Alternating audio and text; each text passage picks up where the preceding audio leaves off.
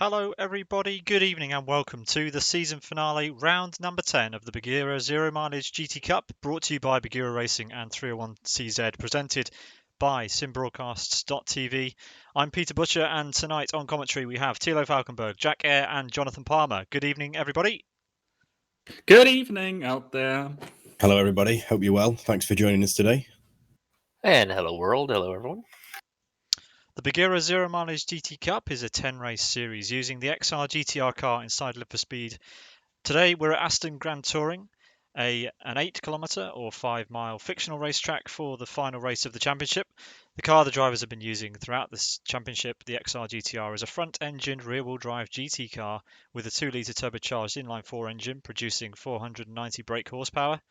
Today's event will consist of, as ever, a 20-minute qualifying session, a 5-lap sprint race, and a 90-minute 35-lap endurance race. Tonight, the championship will be crowned, and will it be Vytautas Lagutskas or will it be Isaac Price? The Lithuanian trails the Brit by just 39 points, but because of the 3 dropped scores throughout the championship, Vytautas needs to win the sprint and the endurance race tonight. Isaac only needs to win the sprint race or finish 6th or higher in the endurance race, and the trophy is his.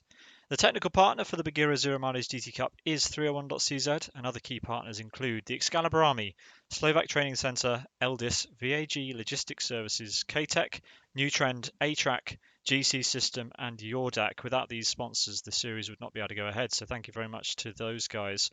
Your race director this evening is Robert Kotlaber, and we're about to get going for qualifying, but before then I think we want to run down a few of the important details, Thilo and the rest of the commentary team here. So where should we start? Should we talk about the championship battle, Thilo? Yes, we can do that. The championship battle has been quietly fought over the last 9 rounds in this championship. We started in Blackwood and we finished today at Aston. And looking at the results, we see that the battle is between Vytautas Lagutskas and Isaac Price, with the better situation for Isaac Price. So he enters the round with 3 wins in the sprint race, 3 second places in the sprint race. The other results are dropped. His worst sprint drop result is a 3rd place, so unless he finishes second, his point tally won't improve from the sprint race. In the endurance race, he has 6 wins and 2 second positions, while a 9th and a 7th position finish were dropped, as well as a DNF. For Vytautas Lagutskas, the situation is a little bit different. Only, and this is in quotation marks, 3 race wins in the sprint, with a 2nd and a 3rd, as well as a 5th place also going into the calculation. His best drop result is a 6th position, and in the endurance, he dropped 2 12th positions and 1 7th position. The rest are all podium finishes. So both drivers really left their mark on the championship today. And as you already said, Vytautas needs to win both races to have a chance on the championship. Isaac wins the championship by winning either the sprint race or by finishing 6th or higher in the endurance race. And yeah, there's going to be a tightly fought battle for the top position, and therefore we look at the overall point standings, already taken into account the drop results. And you see on the screen tonight we show you all the drivers who've competed in this championship. 85 drivers have scored points throughout the month since April. And Yeah, thanks for that, Tilo. It's a really, really close battle at the front. Even still, after 3 drop results and 9 rounds of racing, Isaac Price only 39 points clear of his championship rival. Sammy Lippmanen, 55 points, but because of the way that this series works, he is out of contention for lifting that trophy. And what an event we have in prospect here today. It's been a fantastic year of racing with Buggyra Racing and 301.cz. We've had 10 rounds of racing. We started all the way back in April, and we are here, unbelievably, at the end of the year in November 1st. Can you believe it? 20 minutes of qualifying coming right up, then a 5-lap sprint race and a 35-lap endurance race. It's going to be a great one.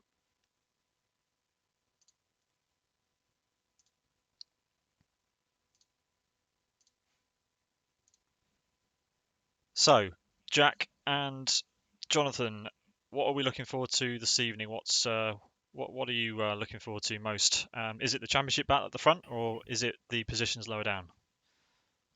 I think this fighting going to be up and down the grid for us to enjoy throughout the sprint and endurance race. So it's just a matter of watching things as they unfold. I don't want to jinx anything, but it's definitely Isaac's to lose. I was talking to him a little bit just beforehand.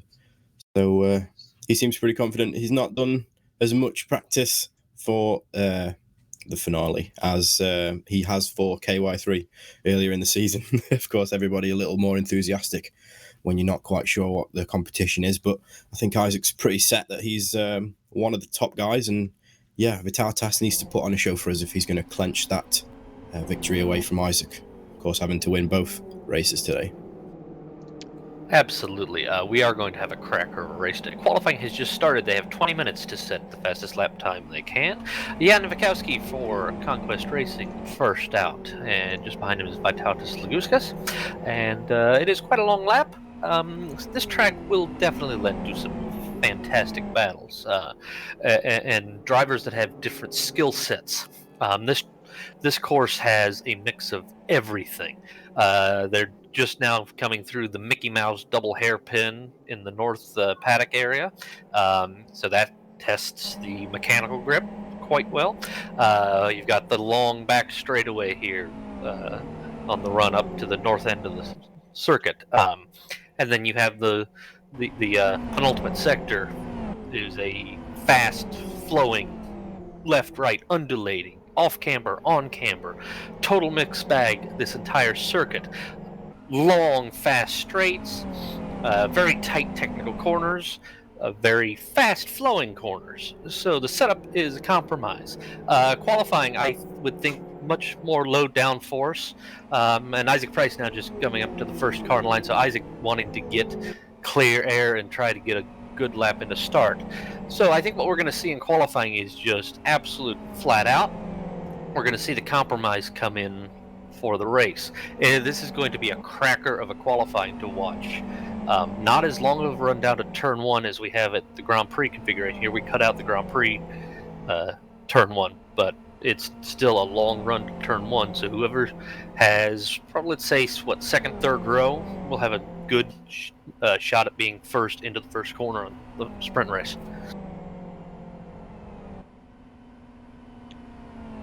Great stuff, Jonathan. And let's turn our attention really briefly to the prizes that the drivers have. The prizes that the drivers have been competing over all season long, just before before Isaac starts his flying lap. 150,000 BC0 on offer for the winner of the championship, alongside €1,000 in prize money, as we see a World-Class Lions car in the background crashing through the tyre stacks on the beginning of their hot lap there. Not great. Yeah, and the winner also gets to drive the Buggyra VK50 race truck at Most, which is an amazing That's prize. with David Wojcicki helping you around. A man who's well up to grips with the Buggyra VK50 race truck. 1200 PS, 5500 Newton meters of torque. What a machine. And that's just first place as well, of course. We've got the Renault Clio Cup experience for second place with Thomas Enger, helping you find those precious seconds. Yeah, so Yeah, those just top looking two at the prizes. BC0 for first place, the 150,000 is equivalent to about €2,100, so it's quite a lot of money at stake here. Absolutely. Isaac's well into his first flying lap here. First split's coming across, and Isaac the slowest between him and Vitautas and Jan Wachowski. Litmanen has not quite gotten the first timing loop tripped yet.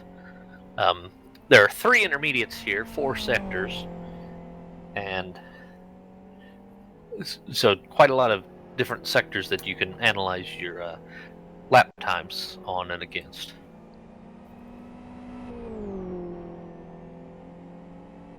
And Vitautas fastest so far between our 2 championship contenders. Jan Wachowski and Vitautas actually same first and second splits early on in the lap here. So Isaac just coming now through the third split with a 144.64. Jan Wachowski is about half a second faster with a 144.10. Vitautas did a 144 dead that lap. So Isaac will be the first across the line. Vitautas will be third across the line. Wachowski second across the line to set a lap. And I just want to take a look at the time that already run past the 5 minutes mark. So after this try, the top drivers might only have 3 more tries if they are quick. First time on the board then from Isaac Price. It's a 2 minute 33.32. Now, don't think that's much of a representative time. Isaac had a little bit of an issue in the final corner, and of course we know he was a little bit slower, about half a second down by the time he entered sector 4 on that lap. So he retains third position at the moment, with only 4 drivers set in times at the moment. But Vitautas Lugutskis, the man on pole position at the moment, just shy of 4/10 clear of Jan Wachowski in second position. Isaac Price in third. Pali Pelter Kangas Fasidus in P number 4. But the top 3 at the moment, separated by just over a second. Only 2 of the 10 drivers to set times at the moment have managed to get into the 2 minute 32s. And Lagutska's time is within 1.5 seconds of the world record, and considering that we do have wind in this session, that is quite a remarkable time that he set there.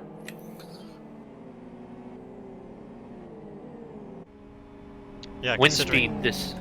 Go on, Jonathan. Sorry. Yeah, wind speed this session 19 kilometers an hour, and it does appear to be blowing drivers left to right across the start straight. So that is giving a tremendous push up the back, up that long straight to the top straightaway, crosswind there, but a headwind coming through the sweeping section in the later part of the lap. So definitely speed boost, and will send everybody flying into that fast left-right combo at the top end of the course. Wind hasn't played much of a treat. factor, has it, throughout the season? We saw a couple of rounds where we had quite high wind, but not many people really complaining or saying otherwise about how the wind has affected them throughout the season. Sorry, Jack, you were about to say something. I was just going to say, I think we're in for an absolute treat here today, gents. Such an exceptional track is Aston Grand Touring, of course, also known as AS6. So we've got 16 corners in total, 10 to the right and 6 to the left in this particular configuration. Very similar to the Grand Prix circuit, apart from, of course, we run the slower club first corner instead of the faster one used by the Grand Prix, historic, and national layouts. But yeah, this track's got every type of corner that you could possibly want. Fast sweeping, undulating corners that, the elevation changes in Sector 3 are just absolutely phenomenal. You should see cars going in there absolutely pedal to the metal, completely loaded up. And then we've got the crucial low-speed traction zones, of course, the chicane and the notorious turn 4 and 5. So we'll see how things go. So Isaac Price just starting his second flying lap of the session. Vytautas Laguskas coming out of the final corner now to start his second flying lap of the session. And just behind Laguskas is Jan Vikowski. Isaac Price just through turn 1 up ahead. And, this is one of my favorite tracks in Live for Speed, Jack. And Pete and Thilo. And so as Isaac flashes through the first chicane of the lap, 30.54 was his first split. This time was his split. This time that's better, so he's on an improver of a lap right now, heading through the Mickey Mouse hairpins right now. Yeah, very good first sector. The fastest we've seen so far is from Vytautas, the man on pole, with 30.61. Isaac's currently 7/100ths of a second up on that time. So purple in the first sector for the man who's just got to win the sprint race, and then he can sit back and relax during the endurance race. Yeah, Vytautas aborted his flying lap just now, so he's on another out lap. Jan Mikowski 30.82, excuse me. So he's got work to do to improve on this lap. Isaac 56.97, so definitely on a stonker of a lap right now. So I believe that's this is on sector 2 as well. Yeah, that is definitely better than the previous lap. So he's definitely on a charge right now. Yeah, we ride on board with Isaac as he heads up the hill towards this fast-flowing S section. Great section. Down a gear there, bit of braking. We're looking for a 1:44 or better for the third sector. Looks as though Isaac's managed it with a 1:43.93, so 7/100ths faster than the fastest lap at the moment. Again, all to be played for in the final section of corners. But another thing I was going to say, gents, as well, one thing to look out for during the race is these long straights that we've got, of course, between turn 16 and turn 1, between turn 5 and turn 6, and all the way out of the final sector up to this hairpin, which is turn 15. Very crucial zones. If you're close enough to the car ahead of you, benefit with the draft up the hill and see if there's any moves to be made into turn 15. Yeah, Isaac's first lap. Aware that Sami Littmann's on a pretty fast lap already. He didn't set the time yet. Isaac absolutely sending it there over the chicane that is turn 16, so it's a 2:32.24 to beat. It is a 2.5, he's 1/100th of a second, so just slightly slower in that final sector. That's exactly where Isaac Price needs to find that time. He was about 6/100ths of a second as Jan Bukowski has a massive moment out of the final corner, jumped straight to the pits to abort that lap. So Jan Bukowski is still in third position. 1/100th of a second separates the two gents on the front row of the grid.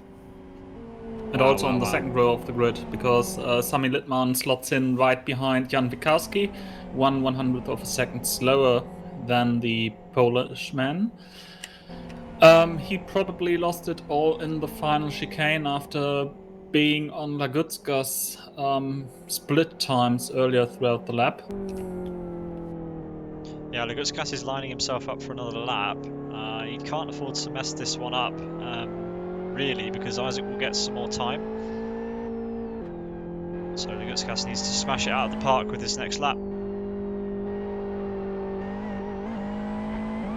Yeah, Laguskas aborted his lap very, very early on. So.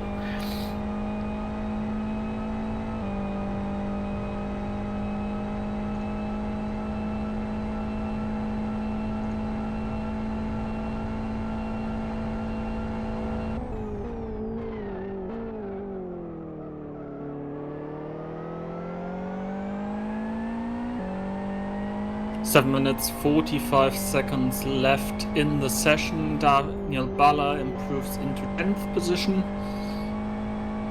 So currently 22 cars on the tally. One car I missed so far, and it feels like it's happening each and every stream I commentate. Where's Nico Pontola? Ah, yes. He is in the server. He is circulating. He's getting ready to start another time lap. I've seen him joining the spectators quite frequently. So. Yeah, it seems to be kind of a pattern of his lately that he takes the whole session to put a lap on the board. Vitautas' first 2 splits are faster than Isaac's provisional pole time. 57.27, but I'm seeing a spot of lag from Laguskas here. Oh dear.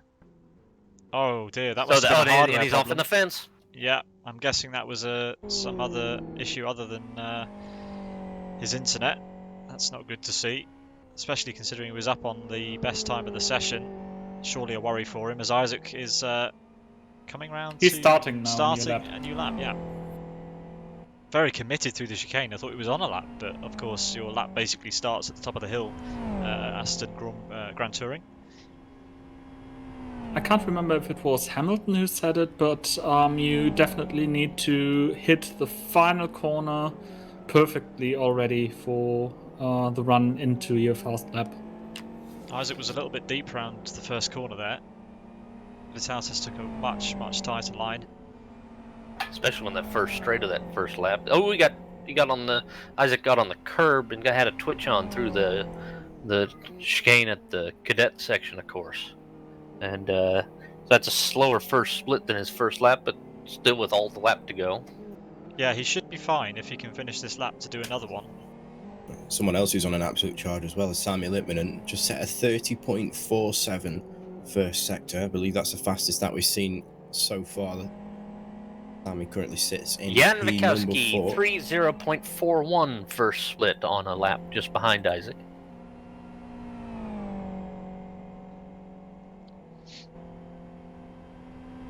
Isaac throws that lap out the window. Yeah, he'll want to take a nice and slow out lap for his final attempt. He will only get one more lap to try and take pole away from Vitautas Lagutskas, his championship rival.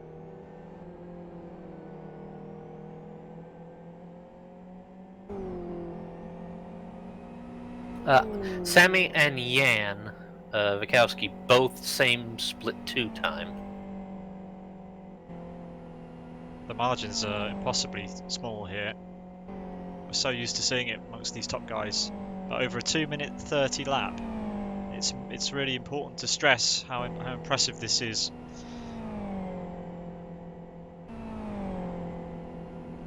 But Sammy and Jan, 143.79 for each Sammy there. yeah, And they then still have a Wachowski. bit of a margin. 363. Bit of a margin to the top 2. At the moment, Jan Wachowski looks to be the faster of the two, at least Yeah, on Jan this lap. Wachowski's on an absolute flyer. He's on pace for provisional pole right now. He is, and let's put it this Faster than way. Isaac so far. Yeah, the And, fastest split 3 we've seen so far from Isaac's been a 143.93. That's exactly 3/10 slower than what Jan Wachowski's currently putting together at the moment. So around the right-hander of turn 16. Taking to the left a little before darting to the right to brake for the chicane that is turn 16. It's all about the exit here. Huge curbs, trying not to unsettle the car too much because you need to keep that traction. Giving it everything he can all the way to the line, and it's going to be 2-minute 32.23. Wow. Look at the margins now at the front. Look at that. Have you seen that before? Oh, yeah, that is incredible. That tells me just how fast Vitautas Lagutskas is in that final And look, sector. Sammy Littman's improved lap. Oh, Yeah, Sammy did a 232.28. So the top 4 are all within half a tenth.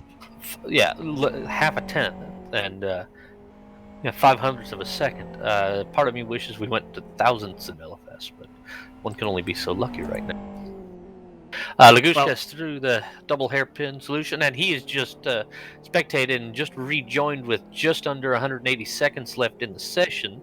So it's going to be tight for his final lap. Isaac Price coming down the hill to the final chicane now to start what will be his last attempt. And so Isaac trying to improve from third, and his job will be a fair bit easier if he's starting at the sharp end of the grid, boys. Just looking at Vitautas's lap from earlier, the one that's currently putting him on the front row alongside Jan Wachowski. one of the first to get into the 32.2s. But when Vitautas set that lap, his third sector was a 1 minute 44 dead. So Jan Wachowski, going just 100th faster, had a 4/10 advantage going into the final sector. So if Vitautas can make any time up throughout the remainder of the lap, and if Jan Wachowski can maybe get another opportunity to try and maybe improve that final sector, is the only sector that he trails anybody really. We're on for a mighty battle. But it just couldn't be any closer, could it, gents? At the moment, with just under 2 minutes remaining. Absolutely right, Jack. It couldn't be any closer if you tried. This is the first time we've seen the top 4 drivers this close in a qualifying session, and it would be on the finale, wouldn't it? Yeah.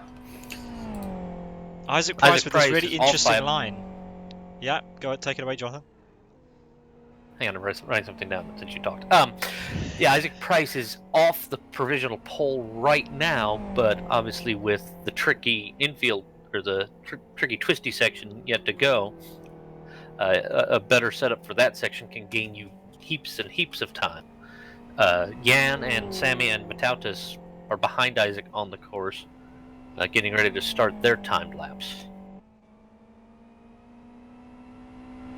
Sammy Lippmann round in the final corner, turn 16, trying to get the best run he possibly can get to start his final attempt. 53 seconds remain in this qualifying session.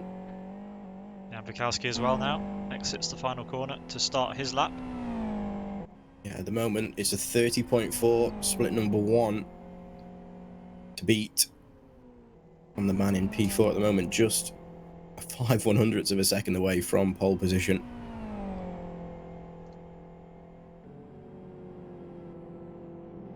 Isaac Price coming to the final corner on his timed lap, and he is off pace of even his session best so far. So looks like he might be conferred to 3rd place. Oh, lucky that the tyres disappeared on him there before the final corner. Let's see what it is. Not expecting it to be an improvement. 2:32.8. So time has expired. The checkers are waving. Jan Wachowski with a 30.37 first split. Sammy Lippmann, and now he's entering turn 6 at the moment. He's a little bit shy off purple sector 2, crossing his last sector with a 57.17 and aborts the lap. Whether he run out of fuel or not, I'm not sure, because he was coasting up the hill before he started that lap. Whether he realised he wouldn't have enough to make it to the line or not, he's going to sit in 4th position. So it's Vitautas, Lagutskas and Jan Wachowski, who are at least at the top of the field and still on laps.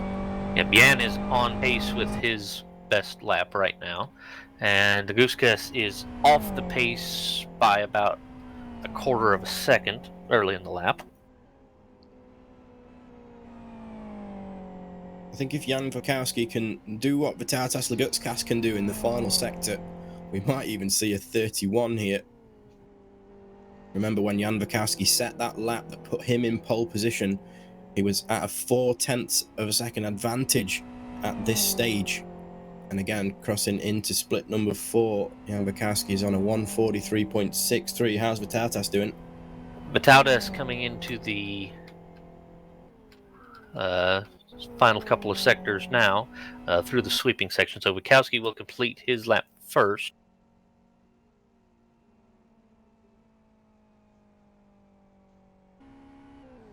Yeah, Jan Wachowski braking for the final chicane. Over 1, over the second, over the final. Misses the tyres. Out onto the home straight. Let's see what he can manage. He's already on provisional pole. What can he finish the session with? It's a 0.31, so not an improvement, but I noticed as well, his third split was exactly the same time, 1 minute 43.63. Yeah, that he had on his prior fastest lap, but again threw the time away into the final sector. Yeah, Lagutskas 1:44.18 at the 3rd intermediate, and has spectated for the final corner, so that's it. That's it. Yeah, he was not on pace anyway, so that is clinched pole position for Jan Wachowski, with Lagutskas, Price, and Littmanen, and Yanni Katir rounding out the top 5. So a quite challenging qualifying session for our top 4 competitors. Last minute improvement from the other side as driver, Mr. Paolo Peltacangas, moves from 9th to 8th position with that most recent attempt, 2 minute 33.57. Yes, but some 1.34 seconds off the top guys. The spread of times is quite big. And yeah, let's take it away for the full results. Yep, so after 20 minutes of fast and furious qualifying here at Aston Grand Touring, Jan Mikowski on pole with a 2 minutes 32.23. 1/100th of a second off that pace in second for Tautas Laguskas. A further 1/100th off Isaac Price in third. Fourth on a 2:32.28, so 500ths of a second off is Sami Litmanen. Then half a second back is fifth place Yanni Katia. So there's a big pace difference from the top 4 to the next 5. Or to the fifth and back. Pedro Pacanko just outside of the 230s with a 233.09. Sean Lee up in seventh with a 233.31. Pauli Peltacangas for Citus in eighth, 233.57. 200ths off that is Kike Piroppo. Then Nico Pantola finally getting on the timesheet in P10 with a 233.89. Daniel Bala from Race Green Autosports in 11th with a 34.72. Przmek Vidaviars in 12th with a 34.74. 1/100th of a second off of him is Levente Toth. Then Jeffen Jacob in 14th with a 234.89. Into the 235s we go for P15 gods. Then Cristobal Gonzalez for Born to Race in 16th with a 35.21. Also on a 235.21 is Radek Lurski. Then Durda in 18th with a 235.37. Yari Katia in P19 with a 35.39. 235.42 for Born to Race's Ayub Elanouni. Yaroslav Donelik in 21st with a 36.14. 36.58 for Master Race Cars Michael Malek in 22nd. 23rd, Bob Vincent with a 237.16. Pawlowski in 24th with a 237.51. Dan Mishi in 25th with a 238.04.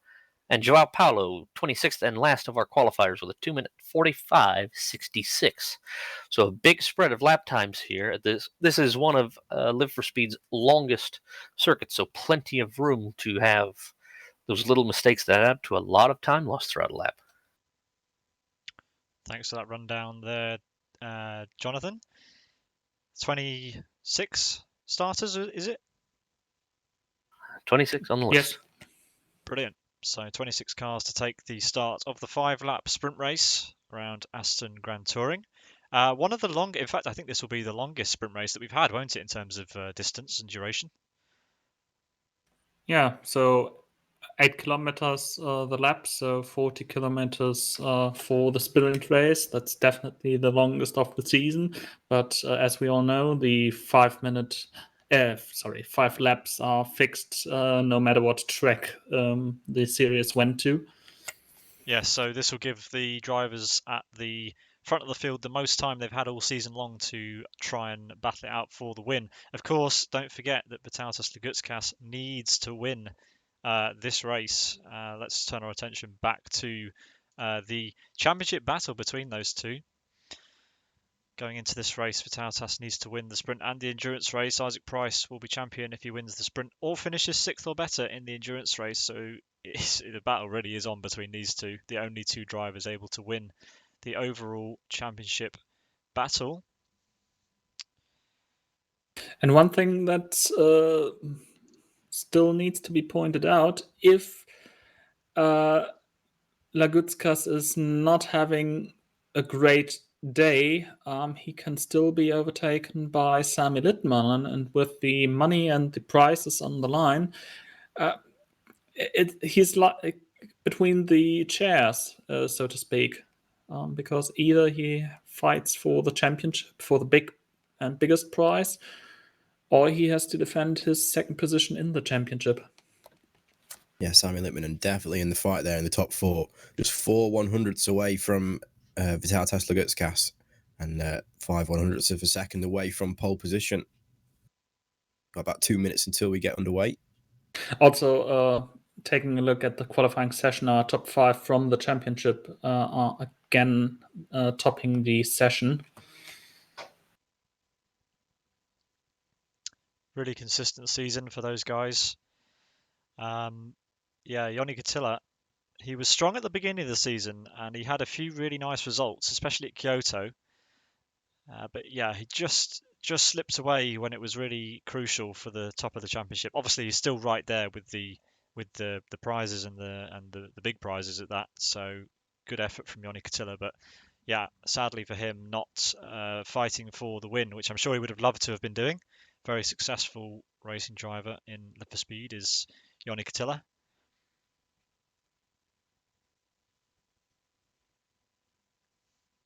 So excited to get going for the beginning of this 5-lap race. This format is I've grown to like this format as we've gone through the season. We were all a bit skeptical at the beginning. We didn't know how the sprint race and reverse grid starting for the endurance race was going to pan out, but I think it's been quite popular.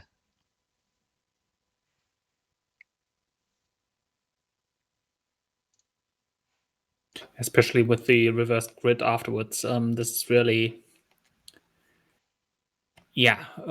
spicing up the action. And we've seen time and time again this season that Isaac is especially strong in the traffic and can get through the cars of lower speed quite a bit better than his fellow racers.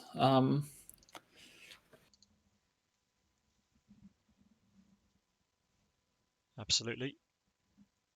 In around about a minute's time, we're going to start the test start, which is something that happens here before every single race to make sure the drivers are happy with what's going on and their connections, and the race director can check to see if anybody needs to be removed from the grid. Hopefully everybody gets away cleanly on this test start, and we'll bring you lights up for the start of the actual race in just a few moments' time when they've completed this test. I'm going to throw this question out to the room. If you're Isaac Price and you know you have it as relatively easy as you do for the race or for the championship battle, do you try to play for it in the 5 laps? Or do you realize that you have essentially 5 positions to play with in the feature and that the odds of your closest competitor winning rest on a lot more factors than you finishing in the position? So the narrower path to victory for your competitor, does that affect your strategy? Wow, Tilo, Well, I've yeah. been able to talk to him today, and he was very much aware of his situation, and I'm pretty sure he's playing it rather safe from how he seemed to act. So after that lag start, drivers had about a sector to get to grips with the conditions, and the cold tyres, of course, transitioning from quali trim to race trim. And on that standing start, then Vitatas Lagutskas took the lead into turn 1, but we're waiting for the green lights now. And away we go for the start of the sprint race for round 10 of the Buggyra Zero Mileage GT Cup. Jan Vakaski with a decent start, but Vitatas Lagutskas slightly better. They're going to run side by side with Isaac Price in third, benefiting from the draft of them both. Isaac having to check up on the left-hand side of the track, pushing Jan Vakaski. Both of those will, of course, be on the outside for turn 1. If we've got a huge spin in the background, accident. There's a Sidus car involved in that. I think that was this Sammy could be a red flag. and that's a red flag. So a suspended race start. We will see that one more time. So drivers now with 2 practice starts technically under their belt. Have they learnt anything from those 2 runs? Will we see anything different in the next restart? But what happened towards the background there, gents? Just missed it. I think Sammy Lippmann was involved. I was watching from the start from on board with Yannick Katia, and into turn 1, all of a sudden I see a car, I don't remember who, just comes firing off drivers right to him. So as we go for the restart, let's hope for a cleaner one. Jack, I'm going to give it to you. 9 kilometers an hour win this race.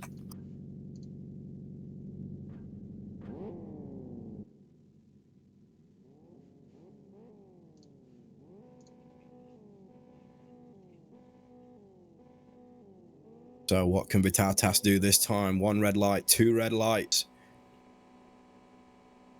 And away we go again for the third start here for the sprint race. And a very good start from Jan Bukowski. Vitatas Lagutskis is going to have the slipstream into turn 1. Moves to the outside this time, leaves Jan on the inside. Isaac looking to make it 3 wide.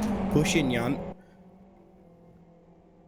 Oh, trying to concertina into turn number 1. Jan Bukowski on the inside with Vitatas Lagutskis struggling for traction, but we're 3 wide at the moment, running into turn number 2. Now 3 Car off in the background again. Oh, there's another big one. Another huge crash. Could we see another potential And red flag again? Red's out again. And Isaac Price at the moment now leads this one. So brilliant. Isaac will be not happy that this has been a suspended start once again, but yeah, Jan Bukowski, best start he could have hoped for, but again, he's going to be a sitting duck once we arrive at turn number 1. There's just such a long straight between the start-finish line and the apex for turn number 1. I'd say third time lucky, but this is number 4. Absolutely. I saw a Sean Lee spinning out. We've got a crosswind now, 17 kilometers an hour across the start-finish straight. Jack, for the third time, take it away. Keep it clean, guys. Come on, wait for those red lights. Focus on your revs. Get ready to drop that clutch because we're away once more. Decent start from Jan Bukowski. Not the greatest of starts from the guys further back, but again, of course, they're going to benefit from the slipstream. Isaac Price is now behind Vitatas Lagutskis. They're 2 wide. Jan Bukowski holding that inside line, 3 wide now as we approach turn number 1 for the first time. And Vitatas incredibly late on the brakes because he's got the long way to go around. Isaac looking for the switch back with 3 wide again running into this corner. So basically picture perfect from last time. There's a couple spins at the back, but Vitatas Lagutskis and Jan Bukowski still side by side as Isaac Price pushes Vitatas around the outside and through. So at the moment, Vitatas side is car on the wall. Sammy Litmanen's in the wall. Few in the wall there on the left-hand side now. We're around in the left-hander of turn 3. Next red flag. Red flag again. Oh my goodness me. That one, a car about 4th or 5th or 6th back, just absolutely clobbered the tire barrier on the exit of that fast left-right onto the north pit straight. And Cristobal Gonzalez ended up upside down, just an absolute concertina effect. The track narrows there coming out of section, a very thin line, and absolutely nowhere to go coming through that section. Don't think we've ever had this many red flags on lap 1. Of course, we've seen a few throughout the Buggyra season. A suspended start.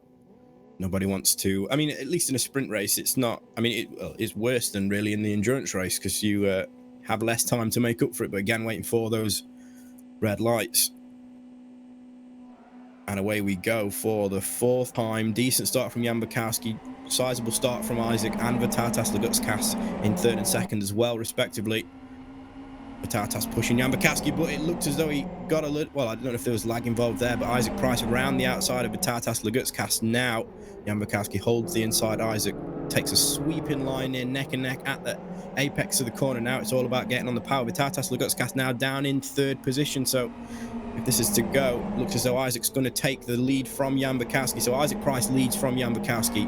Vitatas Lagutskis in 3rd position with a great run through that chicane. Moves to the right-hand side. How late can he brake? Sends it around the outside, but of course a very tight corner, left-hander of turn 3 here. Puts him on the inside now for the right-hander. That is turn number 4. But now it's all about getting on the power because there's a huge straight now that separates the left-hander of turn 5 now from the slight kink left before the long sweeping right-hander of turn 6. But Isaac Price looks like he's checking out, gents. Oh, you've got to feel sorry for Vitatas Lagutskis. He had so many good starts and the red flags have absolutely hampered him. He's down to 4th place because Sammy Litmanen's had a good start and Jan Bukowski's dragged past him as well. Poor Vitatas. Isaac Price currently has a 9/10 of a second lead. Sammy Litmanen now makes his way up into 2nd position, and poor Vitatas Lagutskis down in 4th position. But we've still got the remainder of this and 4 more laps, and it's not a short lap here by any stretch of the imagination. But you can just imagine how frustrated Vitatas must be at the moment, having to follow the cars ahead of him through the sweeping, undulating corners that make up sector 3. And this is where you want to be in clean air. Gives you the most predictable car, the most predictable conditions. When you're following a car ahead of you, there's not necessarily a huge amount of aero drop, but the draft is so powerful in these cars, especially with a huge rear wing, that you'll find yourself going into the apex of the corners, turning in, and find yourself a couple kilometers an hour faster than you usually are, especially in this train with cold tyres at the moment. Everybody's still sizing up their sort of hand to play with as Vitatas Lagutskas tries to make a move around the outside of Jan Bukowski now on the way up to turn 15. We've seen it work here on the outside. He's got the overlap done before the braking zone, but Jan Bukowski just brakes that little bit later, and the inside is open. They run side by side again through the apex of turn 15. Two don't go into one in turn 16, so hopefully they can sort themselves out, file into single file. But Isaac absolutely checked out Sami Litmanen in P number 2. First set of corners were much cleaner this time. Only major incident. Turn 1, Pauli Peltokangas got punted up the back and spun around in front of the second half of the field. Majority avoided him. Quite a bit of skirmishing among the minor men back there. But Ayuba Elanuni came out the worst of that. Both of those two dropping all the way to the back, but working their way back up through the field on the first lap. Pedro Picanco and Sean Lee battling hard for P6 down the home straight there.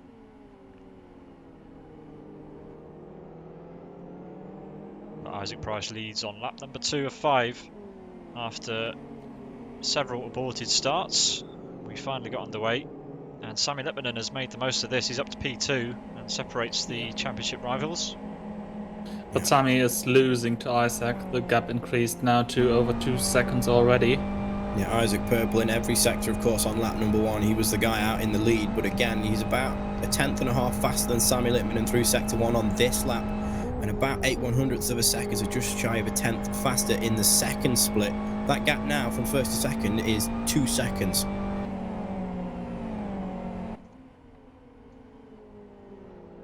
So right now, Isaac is in the position he needs to be to secure the championship. Further back, Nico Pantola with an absolute lunge on the inside of Sean Lee in the uphill 180 corner of turn 7, and has gotten around Sean Lee for that. So Sean Lee back down to 8th.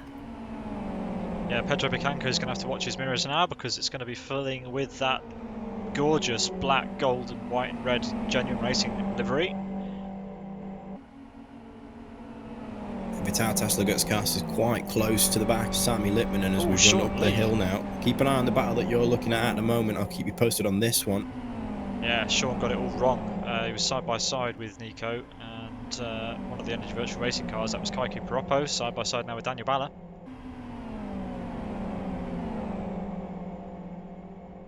Sean trying to switch back with the slipstream into the hairpin here at the bottom of the circuit, and will be just ahead of Balla coming into the final chicane. Kaiku Piroppo has caught up to the back of Nico Pantola and will be in his slipstream down the pit straight pending any tire encounters. Like someone ahead had already cleared, and Nico trying to break the draft down the pit straight. We're going to see a lot of that. Isaac Price setting fast lap with 2:32.63 here on the second lap of the race. Yeah, it's half a second faster than Sami Litmanen, and I think we've lost Vitatas Lagutskas. Yeah. Vitatas Lagutskas disappeared. I was riding on board with him as he scrubbed the final corner ever so slightly, and Sami Litmanen in second, just ahead of him, went purple. Oh, he's back. He's back in P3, but he's got some really bad hardware issues or connection issues here, and he's gone. He's lost connection. Well, that's a devastating end to his fight for the lead, but of course, if he gets back for the endurance race, he can score enough to retain second position, and there's still a lot of prize money involved for second position, and a very good opportunity to drive a Renault Clio Cup car around Moss. So hopefully Vitatas can get back in the session, but Isaac Price is he's just in an absolute league of his own, and I've noticed how he strays to the left hand, well, not strays, but sticks to the left hand side of that straight to try and maximize the straight line speed as the track drops away from you before turning over to the right hand side of the track to load the car up into turn number 6. The gap between Isaac Price and Sami Litmanen in second place is now 2.3 seconds, and Isaac Price is just absolutely hitting his marks, doing everything that he needs to do. But Sami Litmanen at the moment has set a purple sector 2.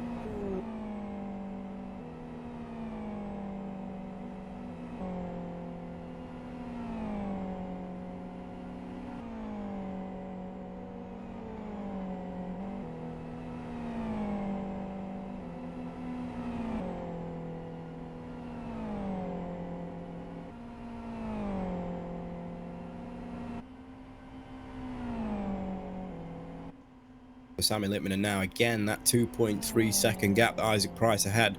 He's got a similar sized gap of 2.6 seconds back to Jan Bukowski as the top three start to spread out. Yoni Katia's reasonably close to Jan Bukowski, but not close enough to make a move. We're looking more back to the midfield with Kaike Propo, Nika Puntola, and Sean Lee back in 7th and 8th at the moment as they're into turn number 15 for the third time. Closest cars on track at the moment. Kaike right up the back of Nika Puntola now through turn 16. And the curves are just huge here. Massive time to be gained or lost here. Looks as though Kaike's close enough to at least benefit from the draft into turn 1. Pulls out the slipstream at the moment. I'm assuming he doesn't want to catch Nika Puntola too early on the straight. Not sure if he's going to be close enough to make a move into turn 1 there. Separated by about 0.3 of a second.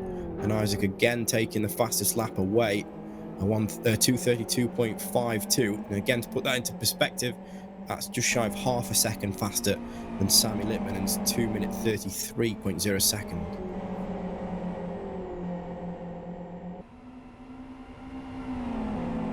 Battles up and down the grid here. Great to see even on the final race of the season. So So we've got Bob Vincent off, at turn number 1. Bob Vincent off on the grass on the inside. He must have had side-by-side contact with someone. just wanted to give you a little bit of an update what the championship situation is. Isaac Price keeps the lead. Vitatas Lagutskas falls down into 4th position as of now, as he's overtaken by both Sami Littman and into 3rd position, as he's overtaken by Sami Littman. Not into 4th, into 3rd. Pauli Pelskangas has dropped down the order. He's side-by-side with Przemek Badowiarz for Conquest Racing and moves ahead at the end of the straight into this tricky chicane. It's really, really tricky, that chicane, especially when you're following someone. So they get that sorted out. And Pauli moves back up to P15.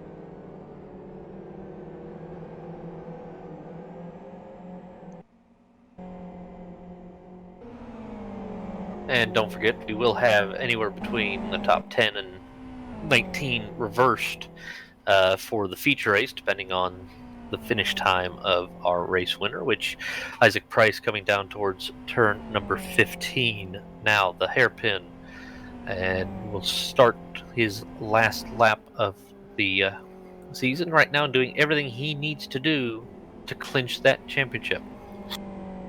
Yeah, So Vitatas Lagutskas just jump back into the server. Sorry, Pete, go ahead. No, it's okay. A reminder that if Isaac finishes this race in the lead, he will take the Buggyra Zero Mileage GT Cup Championship with it. So we wait in prospect for that. We need to get an Excel spreadsheet going in the commentary box, guys, because I want We to have know one. exactly Dilo. what Vitatas Dilo. Lagutskas needs to do in this endurance race to defend 2nd position from Sami Littmanen. Because Vitatas, of course, is not going to score in this race. Sami Littmanen currently 3rd in the standing, 2nd in this race. He's going to score, and Vitatas is not. So I'm curious to see what Vitatas needs to do in the endurance race to defend Sami. Oh, Piroppo. Kike Piroppo fighting with Nika Puntola.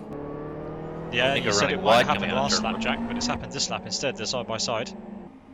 I've been running on board with Kaike for a long time now. Finally pulled the pin, but again, they're still side by side. A little bit of contact into the chicane that is turn number 2 now, but Nika Puntola now having to defend from Sean got Sean blocked. Lee into turn number 3. Of course, the couple corners following now, the slowest on the track, crucial traction zones, and you can see just how much Sean Lee benefited there from just getting the car in a straight line. But again, Nika Puntola, a little bit of a handbrake pull there, got the back end turn, and Sean Lee had to, And Nico couldn't really do yielding the anything to position take to avoid an Sean action there. for there, but at least Nika Puntola, I think, moved over to the right-hand side. Has lost out to Daniel Ballard as well, but has given that position back to Sean Lee. Sean Lee's trying to weave down the straight now, break the toe from that race green Autosport car in his rear-view mirror.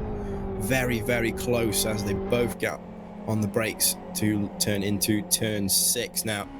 That was really Nika close. Puntola now down in P9. Yeah, Daniel Balla making up good places here. He's been in the mid-pack for this season, but this is one of his better results here. He'll be happy with this if he can keep it, and maybe challenge Sean down the home straight if he can get close enough. Sean with a scrappy lap with that after that contact with Nico. Well, if you're talking about Daniel finishing in the mid-pack, he's currently 10th in the championship standings, and there are still some positions to gain for him. Absolutely. So with that battle in the background, Mr. Isaac Price just approaching turn number 15, couple corners deep to the final sector of the very final lap here in the sprint race, and all he needed to do is finish first in this race or finish 6th in the endurance race. But Isaac seems to have got the job done early on. He can enjoy this endurance race because Isaac Price, coming across the line for the final time here in the sprint race, takes the checkered flag and is the Buggyra Zero Mileage GT Cup champion. First position. He's excelled all season long throughout the 19 races that we've seen so far this season. Isaac Price, the man who's been he's been the man to beat since the get-go, really. From that very first race at Blackwood, he showed his strategy, pace and determination in both the sprint and endurance races, and he's no slouch in qualifying either. 4.72 seconds clear of Sami Littmanen over 5 laps. Absolutely unbelievable.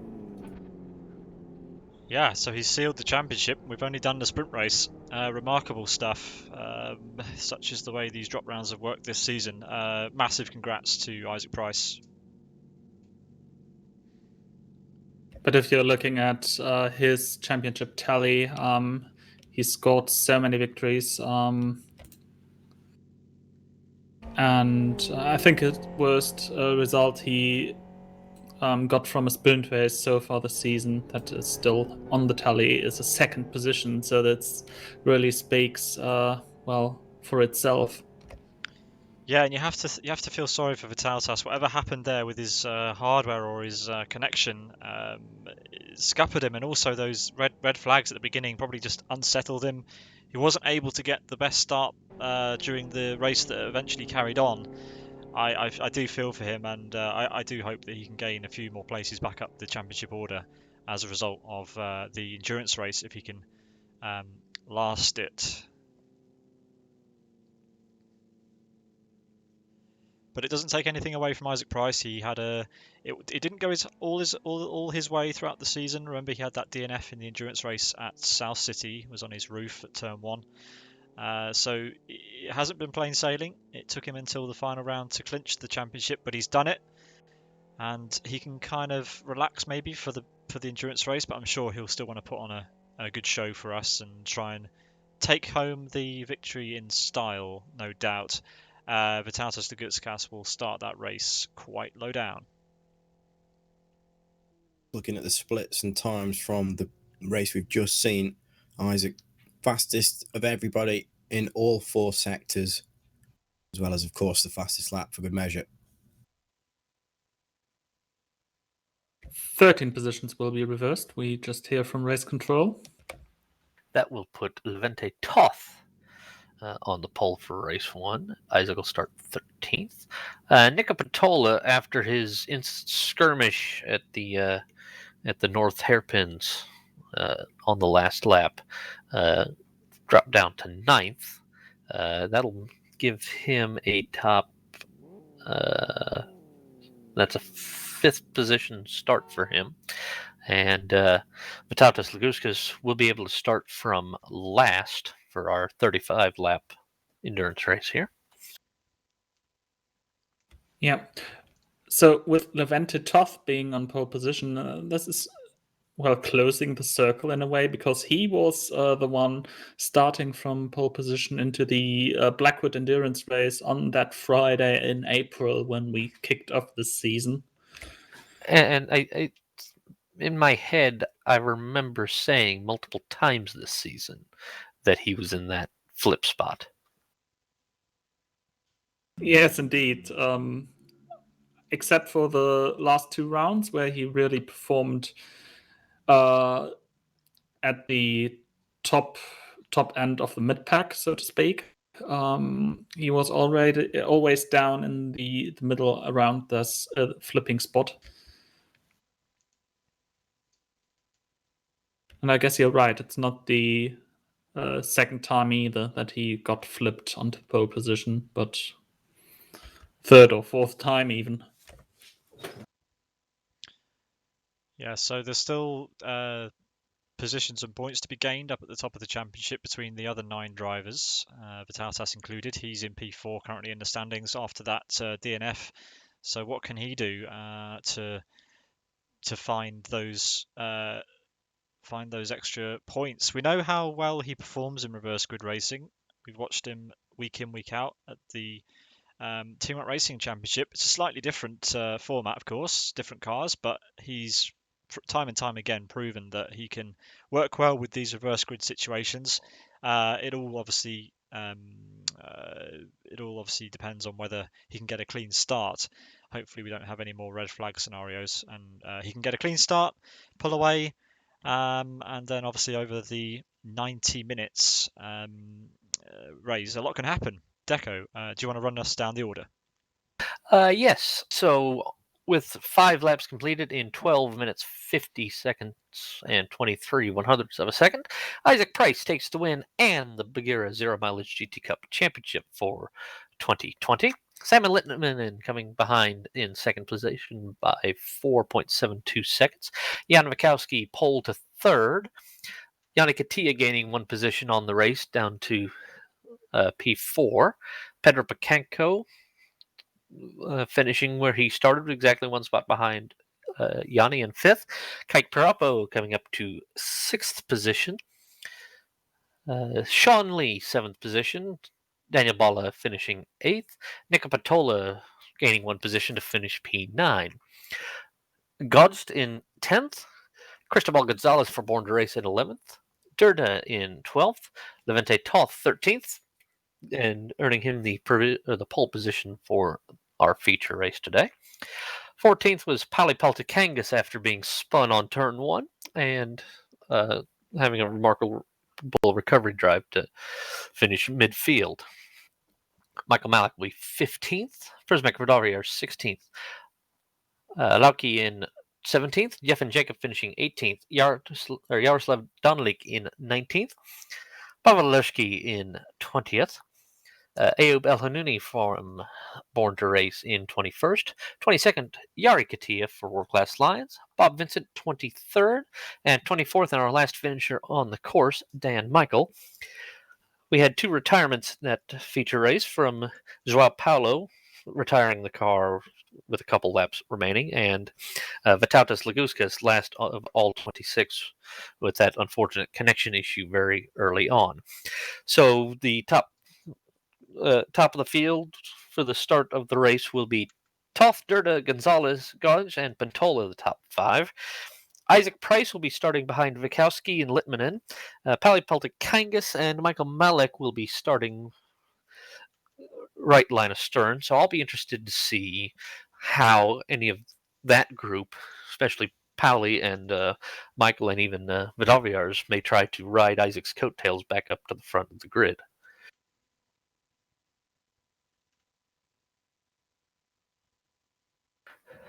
As we've ended into the lobby screen to have the grid set up for our feature race here for the last race of the season.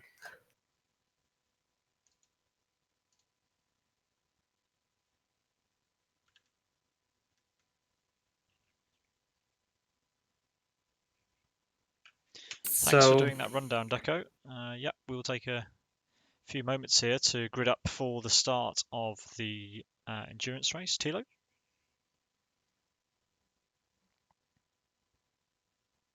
Do we have time to talk about the championship situation below our champion? Of course we do. Yeah, I think we've got about just shy of 5 minutes before green flag for the endurance race. So yeah, let's go. Okay, so Sammy Littman's highest drop result for the endurance race is a 3rd position. So unless he finishes 1st or 2nd, he can't improve his points. Seeing that, let's play around with the thought. If Sami wins, okay, he's going to be in 2nd position, no doubt about it. If Sami finishes 2nd, due to the way the drop results work, and Vitautas finishes 3rd, they are both tied on points. Same happens if Vitautas finishes 4th and Sami finishes 3rd or lower. Wow, okay. So this is going to be interesting to look at those two positions.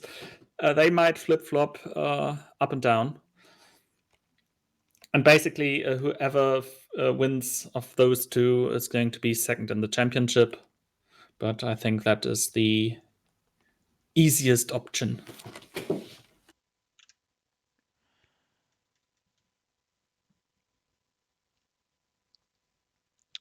Thanks for compiling that information for us, Tilo. You've been great all season long,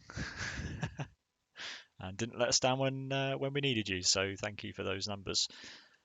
So yeah, plenty to play for up and down the positions, which is great. Yeah, let's just see what Vitalis can manage. I think everyone watching will be waiting with bated breath to see if he can recover up to P2 with what was a pretty difficult race one for him. Completely out of his control, of course, which is sad to see. But yeah, best of luck in race two for him. Hopefully those issues do not crop up again. But of course, gents, in sim racing, your hardware and your internet connection, it's like having a technical failure in the car out on track. It's kind of the leveler for sim racing, and it can happen to anyone. So many races have been won or lost because of a wheel disconnecting in the middle of the session, or just a brief packet loss. And yeah, it's absolute hard lines, but it is the analogy. You've hit that one right on.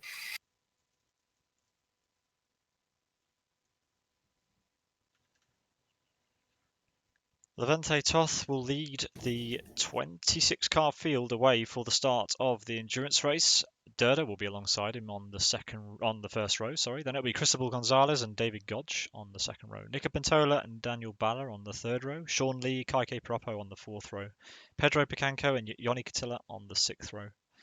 Then we'll have Jan Bukowski and Sami Lippmanen, the highest placed drivers in the last race, who are finishing on the seventh row. And Isaac Price and Pauli Pelskanga starting behind. So Pauli just missed out on the reverse. He starts behind Isaac Price for this one. And we are now moments away from the test start, which we won't show you, but we will hope that it goes away smoother than the last few starts. Gents? No comment. Good. Yeah, it took 4 tries to start the sprint race. Let's hope people realize that 35 laps is much longer. And Yeah. Just about to say, everybody knows a sprint race is when you get your elbows out 5 laps as opposed to 35. There's a lot less time for you to fight over positions. Hopefully people, well, we've seen it throughout the season. The endurance race has been absolutely, well, everybody seems to calm down a little bit more in the endurance race, course a lot longer.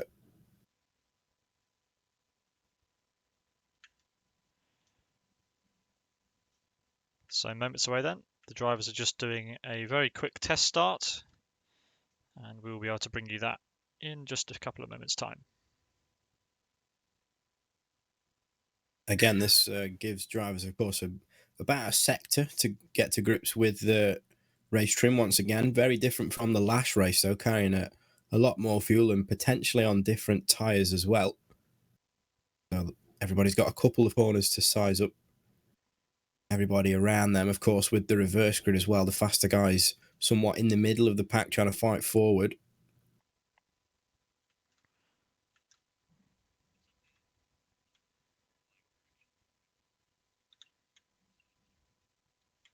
all right, we are ready for the race start for our feature race here today. The last race of the Buggyra Zero Mileage GT Cup. 6 km/h wind facing these drivers. Levente Toth on pole on the left-hand side of the grid.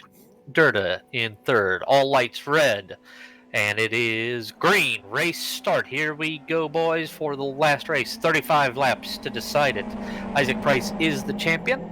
Durda in the slipstream of Toth down on the run to turn 1. Gonzalez and God side by side. Tuntola squeezing up to the middle. Sean Lee taking a look to the outside, but getting covered off on that. We're going 3-4 wide into the first turn so far, cleanly through. little bit of side-to-side contact. Car One round of at the back.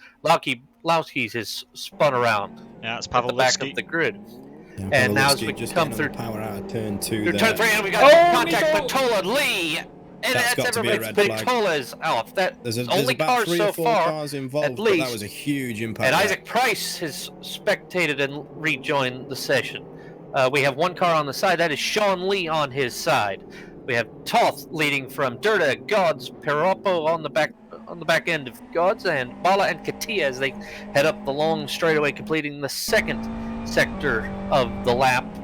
First lap of 35 in progress. Peropo and Gods getting into the grass, and Yanni Katia slipstreaming his way through up to the inside of Peropo, going into turn number 6 here, the fast left, and then switches back to the right. So all action on the first half of this first lap. What a start from Isaac Price to avoid all that chaos, and unlucky for Sean Lee there, has to rejoin back down in 26th after being on his side. Almost surprised that we didn't have a red flag there, considering the red flags we had at the beginning. But anyway, we are racing. Isaac in the midst of this pack. Of course, it doesn't matter where he finishes. He's already won the championship. He doesn't care, but he'll still want a good race, and he's doing well so far. Yeah, Vitatas Lagutskas, after starting 25th position, he's up to 16th. Only about a second and a half away from his closest championship rivals, but there's about 7 or 8 cars that separate Vitatas from where he needs to be. Of course, he's got 35 laps to fight his way through, up to 15th now. Jan Vikowski looking to pull away from Pedro Picanco and Paolo Peltacangas in 10th and 11th. As for the first time in the endurance race, we round turn 14, approaching turn 15.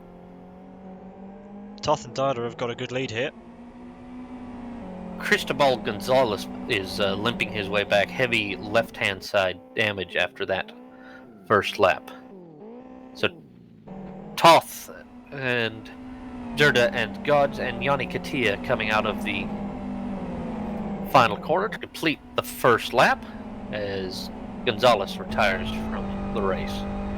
Yeah, his car was pointing backwards in the S's. That was going to be a long, slow journey back, and probably for the best that he retires that car from the race. Unfortunate end to his season for the Born to Race driver. As we ride on board with Isaac Price, who now finds himself in P6, having started mid-pack just 1 lap ago, and he's looking up the back of Kaike Peropo's Energy Virtual Racing Machine. And Yanni Katia is making a move lines. on David Gotch now into turn number 3, side by side at the apex. Less than a tenth of a second separated these two at the split line just before the braking zone. And Kaike Peropo is in the background there, trying to profit from both of these two running side by side. And again, look at Isaac Price pushing Kaike Peropo out of turn 5 now. The long run Sammy down to Lippmanen's on turn this 6. battle too. Sammy Lippmanen, again, like you just said, he's right behind all of them. As Kaike Peropo looks as though there was a little bit of lag involved there, but whether he just pulled to the right-hand side a bit too aggressively, but it looks as though his car got a bit out of shape. He's lost 2 positions, but Isaac Price up into 5th position, potentially 4th now, as he's got a run on Gotch now into turn 7. Will Sammy Lippmanen follow him through? Sammy with the back end out at the apex. Isaac already 1 step off the podium in this race then, having started down the order. That's remarkable. A great battle there, carving his way through the TRR, Sidus and Energy Virtual Racing drivers. Contact between Sammy Lippmanen and Gotch there as we approach the left-hander now of turn 11. Yeah, Sammy does not want to let Isaac go away. Over to the right and then the left again, and Sammy's doing everything he can. Look how tight he is on that apex, much tighter than Isaac was. Is it faster though? 0.58 only just separates these two at the split line, which was the bridge. Drag race we're between... losing Daniel Bala. Oh no. Drag Racing. racing. Jan Vikowski though, he's approaching both Kaike Peropo and David Gotch. Could Yeah, potentially Vikowski's- dive both of them. Thinks better of it at the moment though. Kaike Pedro Peropo a little Picanco bit and Paulie wide. Peltacangas are collecting up to this battle also, and Daniel Bala behind it. So a big scrap here around P10. We did lose Nico Patola from the race. He was upside down at one point on the first lap, and having retired from the session after that. But keeping on for this battle here at the back end of the top 10. Daniel Bala in the slipstream, Peltikangas right now is up ahead. Jan Mikowski in the slipstream of Gudge, and scooping up many meters on Pirapo. Yeah, it looks to leapfrog and try around the outside on Pirapo, though. A very good exit out the final corner did Jan Mikowski get. A little bit wide in turn one, of course, accounting for the car on the inside. Allowed him to carry a couple more kilometers, though, through the apex, and just wasn't as eager on the throttle as Kake Pirapo, but Jan misses the apex of the left-hand part of the turn 2 chicane. Leaves him on the back foot now, defending from that TRR driver in P number 8. Dropping back a little bit from Kake Pirapo, but again, all's to be played for on the long straight now. Of course, there will be a few setup differences between all the cars on the grid, so whether some choose to maybe benefit from the downforce in the sweeping corners that make up the second and third sector, or whether people are tailoring their car setup, especially for the 90-minute 35 lap race that we are in the middle of right now, whether they're setting their cars up for the long straights that we have. We have 3 massive power zones, one between turn 16 and turn 1, a second between turn 5 and turn 6, and a huge power zone between turn 12 and turn 15. So side by side through turn 8, Bala and Gudge. Bala getting around Gudge, coming out of the 180 degree, and now into the sweeping section. Pali Peltikangas right behind Gudge has to check up a little bit as Gudge gets a twitch on coming over the curbs. And now looking to the outside of Gudge as they flick across this fast double left-hander. And that was an interesting line by Gudge there. Yeah, I'm not sure that's the fastest way around, but he's still ahead of Peltikangas right now. Vytautas Laguskas just behind this, catching this up. Simon Littmanen up ahead, still trailing Isaac Price, though. Yeah. Compared to how far apart they were this time last lap, Sammy's definitely closer. But again, as both of these two catch up with the leading trio, as Yoni Katia is very close to Levente Toth now, into turn number 16 for the third time. Gudge ran wide, and now Peltikangas into 10th position. So Yoni's got a great exit out of turn 16. He's side by side with Levente Toth at the line. Looks as though Yoni's going to lead that lap. And just behind this battle, Isaac. Sorry, go on. Isaac Price just coming up in 3rd position now, and Simon Littmanen following him into 4th, putting Durda back down to 4th. Yoni did a very good job there, considering where he overtook Levente Toth on that straight. Of course, allowed Levente Toth to attack further, but again, a brilliant run out of turn 1 for Levente Toth. They were side by side. Yeah, Durda didn't want to go for the return move on Isaac Price, and that dropped him into the clutches of Sammy, who's caught back up. Isaac a bit wide. Want to give a shout out to Sean Lee, who set the fastest lap amongst all this. So that shows you where his pace was. Sad that he was on his side at the beginning of the race, but anyway.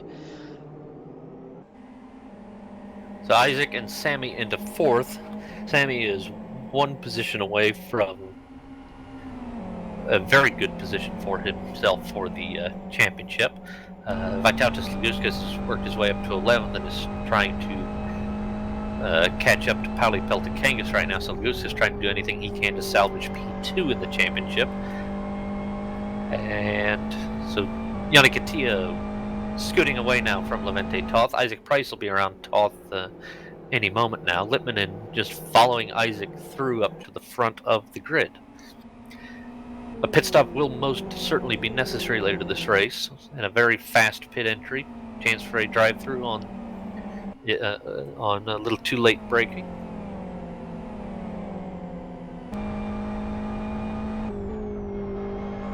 As we ride now on board with Sammy Littmanen, he sets his sights firmly on the back of Isaac Price as we head underneath the 0 mileage lubricants bridge. And it's starting to get really close at the top of the field now. I was going to say, he's taken just over a 10th away from Isaac Price in the first 2 sectors. Isaac clawed a little bit of time back in the 3rd sector, so they're about even on this lap. But Sammy Littmanen needs to close up to the back of Isaac Price and get a brilliant run out of turn 16. Vytautas Laguskas just snuck up into the top 10 and working his way through. He's got Bala up ahead, Pikanko and Vikowski just ahead. and Parapo. So Laguska's doing everything he can to get back up into the top 5. So we've just completed 4 racing laps. We're on lap number 5, so a bit of an update on the biggest winners and losers so far in this race. Up 15 positions, of course, is the man in P10, Vitatas Lagutskas. He started P25. Isaac Price also up 10 positions. Yoni Katia's up 9 positions. And the biggest losers at the moment, David Gotch for Team Rock Racing, unfortunately down 8 positions from where he started. Daniel Balla and Drada down 3 positions from where they started. Everybody else net at least 1 or 2 positions.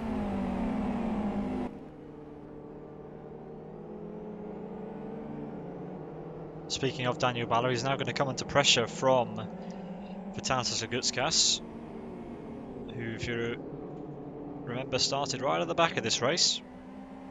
Already into the top 10. Oh, Dada with a big mistake. He's now falling down the order, opening the gap, opening the door for Jan Wikalski and Kaiki Pirapo. And Pedro Picanco, who slips past. Vitatas Lagutskas making a move on Daniel Balla now. Down into turn number 6. Isaac now up to 9th position.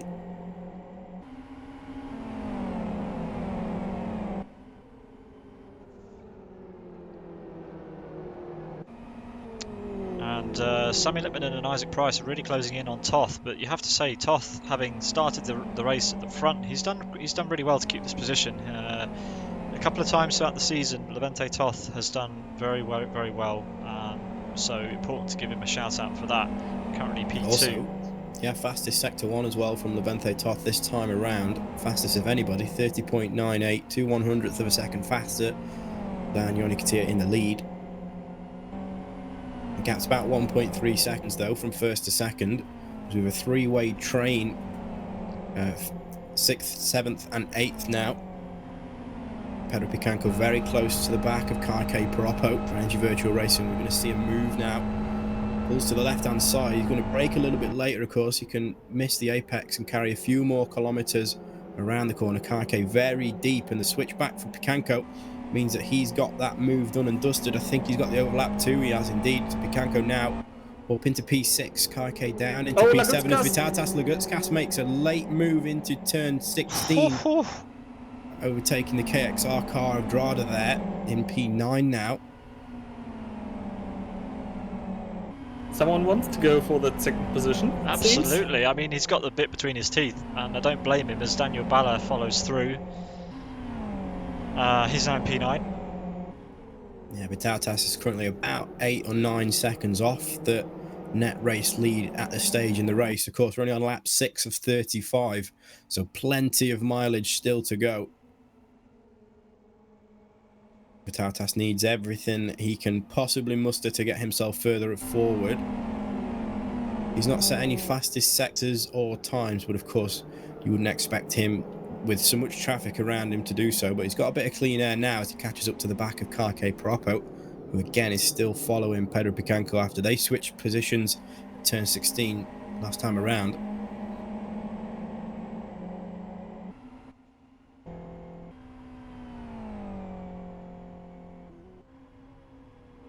Seems to be quite a common sight seeing Yoni Cotillo running around at the front during the endurance race. But he is being caught slowly but surely by Isaac Price and Sammy Lippmanen, and it looks like Levente Toth is going to be next on the menu of Isaac Price and the Sidus driver behind him, as Pauli Peltikangas now makes his way past Drada. And Sammy Lippmanen's no slouch, just behind Isaac Price too, fastest in sector number 1 this time around as well. The way the splits are at the moment, Sammy Lippmanen fastest in sector 1, Sean Lee fastest in sector 2 and sector 3, and Vitatas Lagutskas fastest in sector 4. Yoni Katia's just snatched away sector 3 from Sean Lee. As Yoni Katia out in the lead he's taken 0.4 of a second out of everybody in sector number 3. Yoni's lead now up to 2.3 seconds.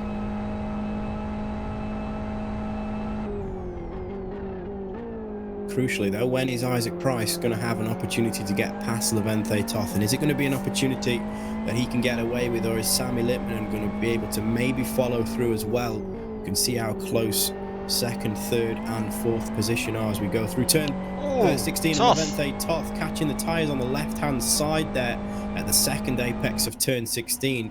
Lost out to Isaac Price already, but at the moment you can see he's tucked straight back in behind Isaac Price and is now alongside and potentially is going to be in front. Does he have the overlap? He does indeed, but look at Sammy Lippman and trying to thread the needle over to the left and through to the right. Absolutely brilliant move. Can he get it slowed down? You can see the back end of the car.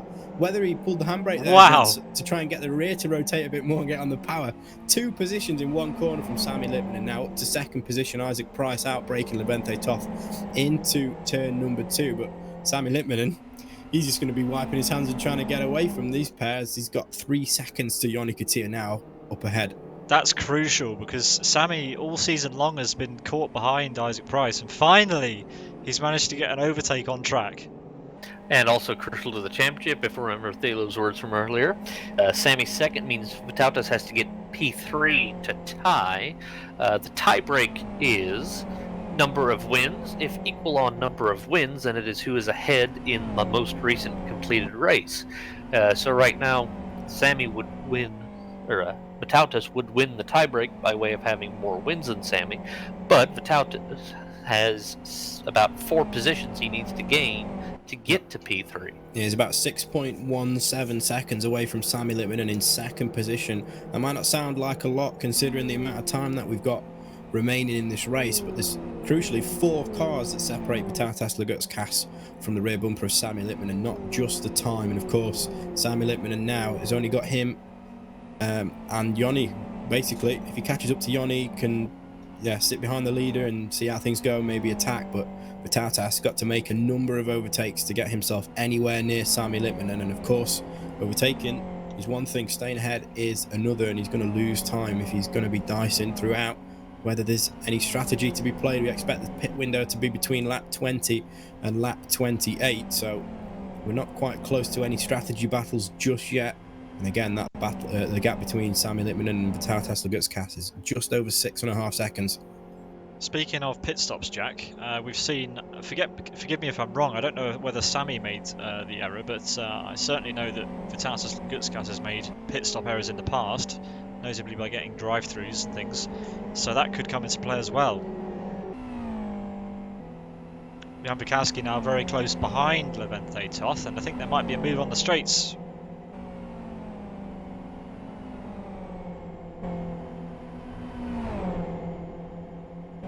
Sammy Lippman setting the fastest lap of the race, catching up to Yanni Katia. He's taken about 0.3 of a second out of Yanni Katia in that last lap, but Jan Bukowski is still side by side with Levente Toth. Levente Toth choosing a later apex earlier on the power, and they're still side by side. Jan will have the inside, but Levente on the outside is slightly ahead. As we know, again, 2 don't go into 1, especially at the turn 2 Great chicane. racing. But Levente Toth again has a bit of a run. Will he move to the left and brake late? Jan parks it in the middle of the road. What a brilliant battle we've got unfolding here. What can Jan do in these slow speed corners? The direction change from right to left here whilst trying to get on the power, build that boost up in the turbo, which is notoriously slow. You can see Jan so much faster than Levente Toth, getting on the power out of turn 5 now. That lead he's going to have is just going to be amplified now, just from the sheer length of the straight that we have.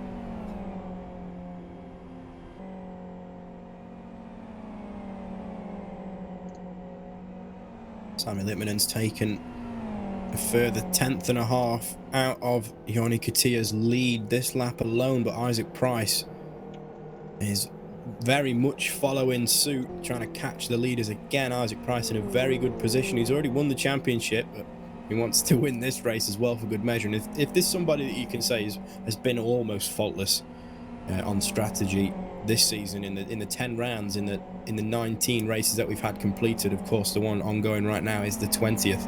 Isaac has been the man to beat, so what can he do today? So Lagutskás has gotten around Kanko. It is in 6th with clear track. Levente Toth is up ahead by 1.8 seconds. So Lagushkas will have some clear air to start setting off fast laps, and is only 2 spots away from what he needs to do right now to tie, if all things stay the same between he and Sammy. And I'll kind of defer to others on this question, but how realistic do we think it is for Vitautas to get to a top 3? I think it's very much possible. Yeah. Don't want to say that it's going to happen. He has the pace. He's been incredibly fast in qualifying and in at least the sprint race before we lost connection to him. And again, it's about 9 seconds separates him from the lead, just shy of 6 seconds separates him from 3rd position. So in terms of his pace, the capabilities of himself, the car, the conditions at the moment, and the amount of time remaining, it's certainly possible for him to even win this race. He's just got to do everything perfectly. He can't afford any mistakes. And when he's got to pass the cars that are ahead of him, it's people like Levente Toth, Jan Bukowski, Isaac Price, and maybe Yanni Katia and Sami Littman. And if he even gets close enough to, fight for that position, he's got to execute the moves with surgical precision as to not lose time, crucially.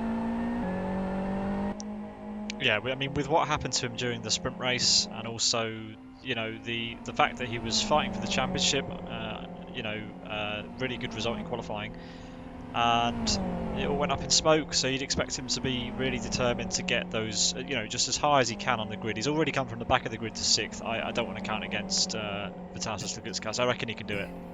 So he's up 19 positions at the moment, sorry to interrupt, but he's very close to the back of Levente Toth as Levente Toth gets the rear end out at the exit of turn 6 now. Lagutskas on the right hand side, the inside for turn number 7.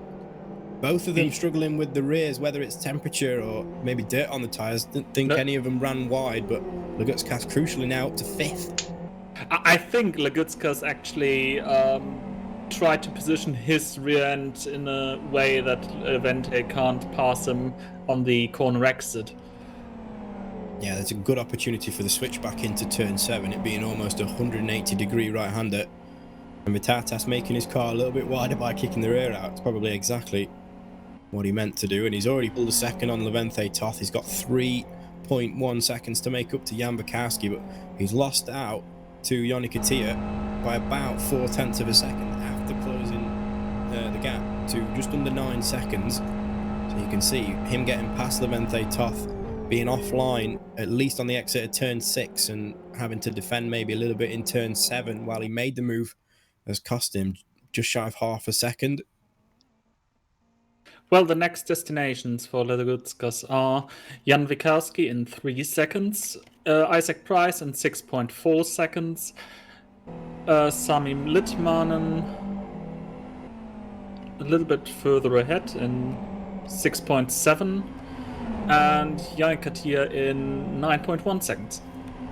Isaac. 3 wide into turn number 1. Kaike Propo, Levente Toth and Pedro Bicanco. This is Kaike Propo on the inside. So Toth losing out a further 2 positions here so far. Still side by side between Bicanco. Propo might have to yield a little bit. Bicanco is the car ahead and of course on the inside now for the chicane that is turn 2. But keep an eye on Levente Toth on the exit though, as Kaike picks up the tyres a little bit with the front right of his car. Levente on the inside now for one of the slowest corners on the track, turn 3.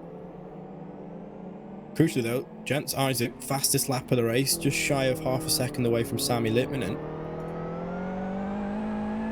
Isaac Price sitting down as Kaike gets a great exit. Very good exit. Gets a great exit. I mean, Propo's exit wasn't too bad. He might be in contention to take 7th position away from Levente Toth, but Bicanco just absolutely checked out. Propo now over to the left-hand side, needs to make sure he gets the overlap done, or Levente Toth lifts out of it just before they commit to the initial left-hand turn-in for the right-hander that is turn 6. Very weird corner. Two turn-in manoeuvres, 1 corner. But crucially now, Kaike up into P7. And Levente regrettably down into P8, 7 positions down from where he started. That gap between Jan Bukowski and Lagutskas has come down visibly already, I believe. Someone confirm that for me at the next split. It is. It's under 3 seconds, and it was about 3.1 at the line. I think it's about 2.8, maybe even less now. We'll check just as we get underneath the bridge here where the Sector 3 changes to Sector 4. The gap 2.73 seconds. Wow. And crucially, the gap from Vitatas to the lead at this point last lap after Vitatas had just overtaken Levente Toth, it was about 9.3 seconds. It's under 9 again, gents. So And Vitatas had a mission. Legauskas is one of the fastest on the track right now. The previous lap was slower because of his tete with Toth, but the lap before, Isaac was fastest lap that lap with a 2:32.86, which he beat the next lap by 0.03 of a second. Legauskas was second fastest with 33.08. Bukowski was fifth fastest that lap. The previous lap, as we're completing another lap, Legauskas was fourth fastest. Bukowski was fifth fastest. I'll get back to you with the next lap. Sammy Littmanen sets fast lap now with a 32.66, and Legauskas was third fastest on this last lap.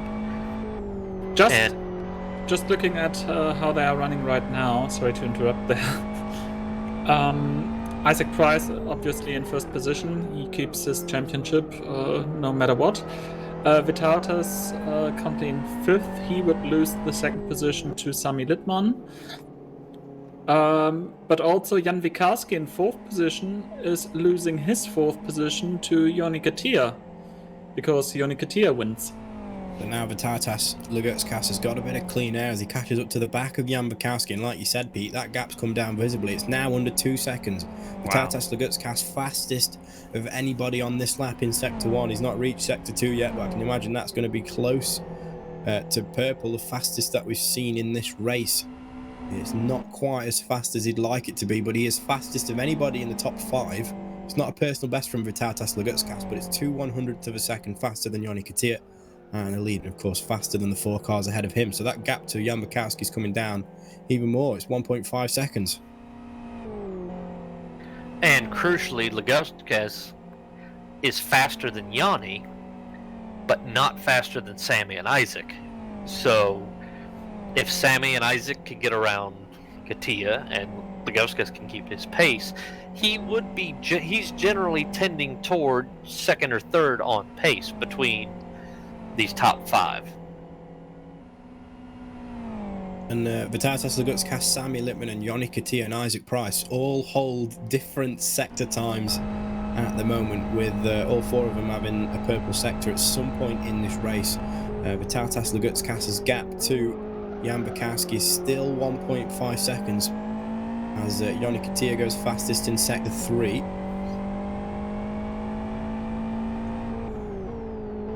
Isaac closing in on Littmanen again as they come out of the final corner to complete the 11th tour of the Aston Grand Touring Circuit.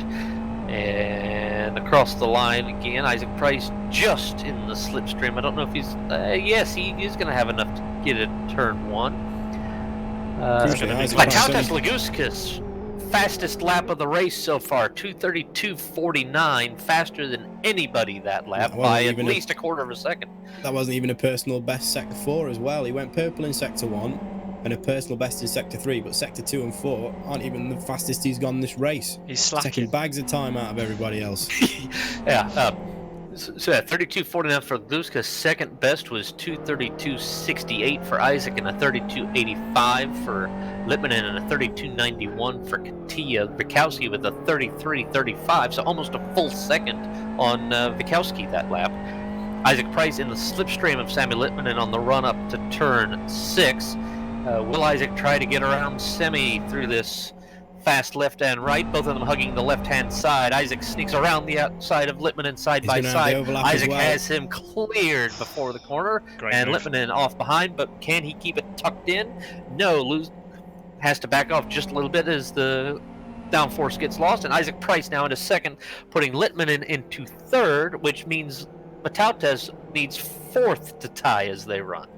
Very brave move there from Isaac to turn into the left-hand part of turn 6 from the outside, right ahead of your closest competitor.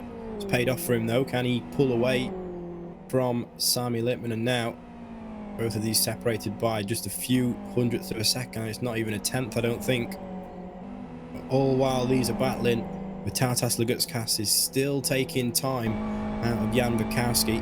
The gap's still hovering neutralised about a bit. 1.5 seconds. I'll tell you exactly, it's down to 1.42, but crucially, gents, I said earlier the gap was under 9 seconds. It's 8.4 now to Joni Katia, who has, at least so far this lap, been a slight bit faster than Vitautas Lugutskas, but of course that gap is coming down all the time.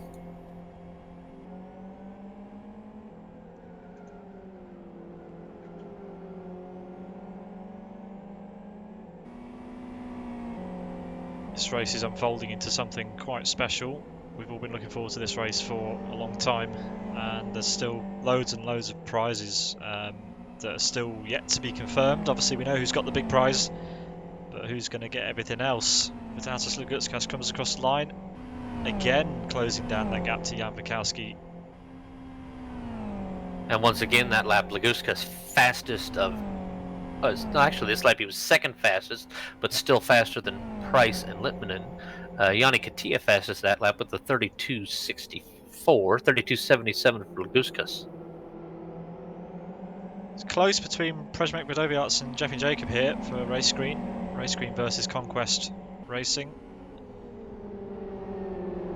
That's actually a nice group of cars with, in front of them, Michael Malek and Jari Katia also fighting for position.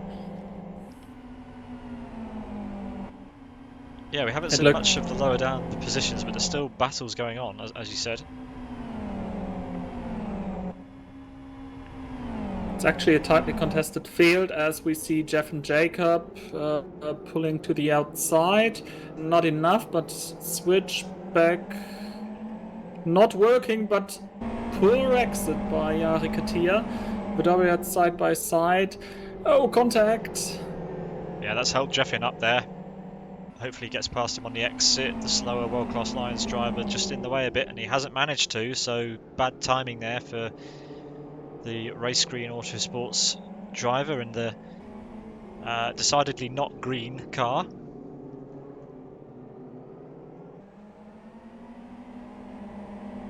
Nice exit there by Jeffin. Side by side now, the drag race down into that fast left-right hander.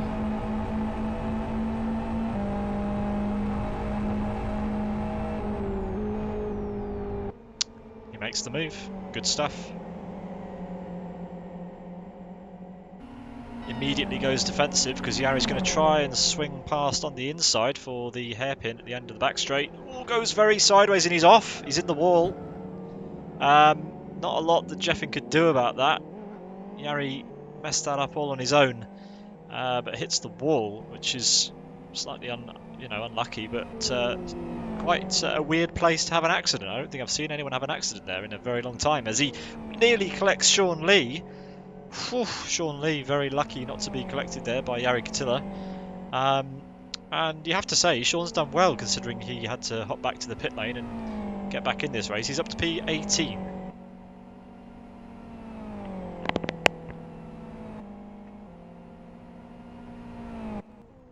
Sean Lee up 8 positions from where he started. The man at the front, Joni Katia, up 9 positions from where he started. He's just set a personal best as he increases the gap between him and Isaac Price, and Sammy Littmanen's bearing down on Isaac Price. There's about 0.3 of a second separating these two. I'm watching them for the past about a lap and a half, and there's really not much to separate these two drivers. Sammy Littmanen's about 3 seconds shy of Joni Katia, so that means Isaac Price is just under 3 seconds away from the race lead. But crucially, I don't think Isaac Price can break the toe. Sammy doesn't want him to break the toe either, of course. He'll use that slipstream to maybe save a bit of fuel. Saw him doing that during the beginning of the race when it was all tight and bunched up. Sammy won't mind sitting behind Isaac for now.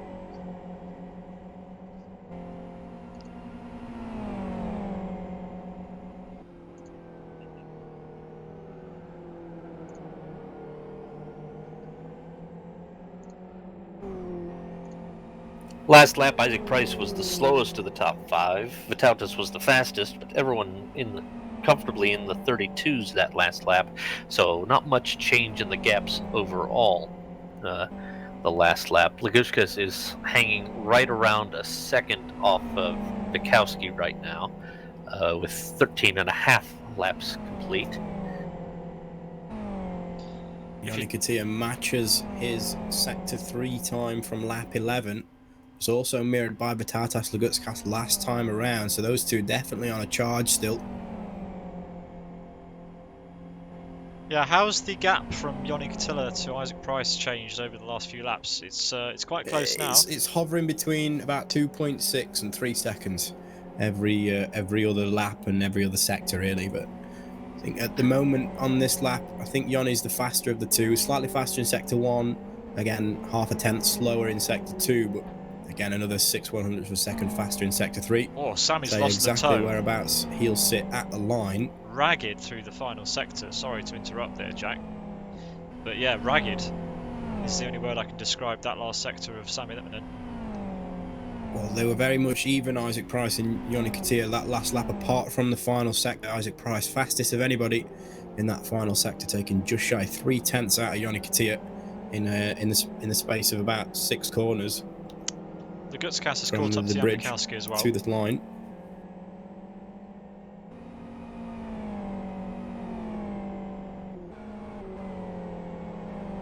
Sean Lee has just gone purple in Sector 4. So Sean Lee, who was on his side at the start, ran back to the pits, got a spare car, doing personal best laps, and with fairly clear track for him the whole race, he's been setting remarkably consistent laps, and his lap time's coming down with the fuel load. I was confused then, because I know Sean Lee set that 48.01 on the lap that he's just completed. But of course, Isaac did exactly the same Sector 4 time Sean just a Lee. few seconds earlier. Fastest what a lap, though, from the number 88 Air Attack Sean Lee And in P17 of 32.46, fastest of anybody. and he was overtaken Jeff and Jacob there Yeah, on on this the same very lap.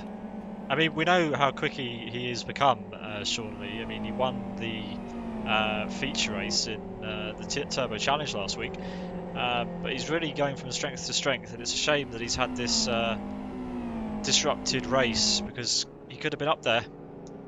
He's driving mad, I guess. Well, we're not even halfway yet at the moment. We've still got a pit stop to deal with. So the in lap, the out lap, the actual pit stop itself, things can be gained and lost in that amount of time. I'm sure you know, gents, you've seen a plethora of stop-go penalties and drive-through penalties for people speeding in the pit lane. Things will be no different today if drivers don't take the utmost care getting their car at least slowed down into the pit lane. Yeah, and I was just going to bring this point up too, and thank you for starting it, Jack. You can gain or lose a lot of time on the entry and exit here. Push the braking as late as you can on the entry, gain a tenth or two here and there. If you take one of the last two stops at the or last two pit stalls at the end of the lane, you don't need the limiter on, and you can just give it full pelt. And you don't even have to hit the limiter. I think this pit lane is short, but a lot of time to be gained or lost there. So Sammy Lippmann is now in the slipstream of Isaac Price. He lost quite a bit as Isaac very aggressively cut the slipstream. As Lagutskas is setting a fastest lap now, just slightly faster than what we've previously seen by Sean Lee. And it seems like Isaac Price has increased the gap again to make it a Batatas Lagutskas attack deal setting. so far. Oh! What's happening, Tilo? I had nearly a disconnect and saw everyone dying. Lagutskas setting fastest lap again, last lap with a 32.43. So we're pretty likely going to see fast laps as the fuel loads get light and the tires get quite Purple in Sector 1 on this thin. lap as well. 30.65, fastest of anybody. Not quite the Sector 2 that he needed, but that gap to Jan Wachowski is now down to about 1.1 seconds, and he's only 5 seconds away from Isaac Price. Yeah, and I want to say something about Isaac and Sammy. The fact that Sammy was able to be back in the slipstream of Isaac Price after his error in the final sector a lap or two ago, it's impressive. He's really pushing. He's not giving up yet.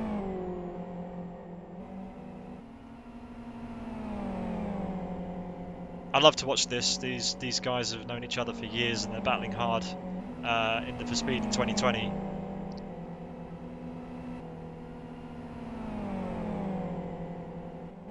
Charging through the field, it's Sean Lee for air attack, the Singapore driver, now on the back of Polish driver Przemek Midowiarz, pulls to the left. So after his accident, he's managed to recover 11 places. Started down at the back and he's now up to P15. Great stuff.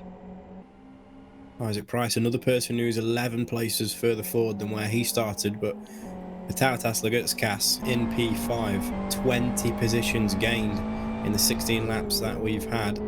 Keep an eye on Sammy Littman through the final corner though. Isaac, bit too much curve, and Sammy with bounce incredibly weird in the chicane there.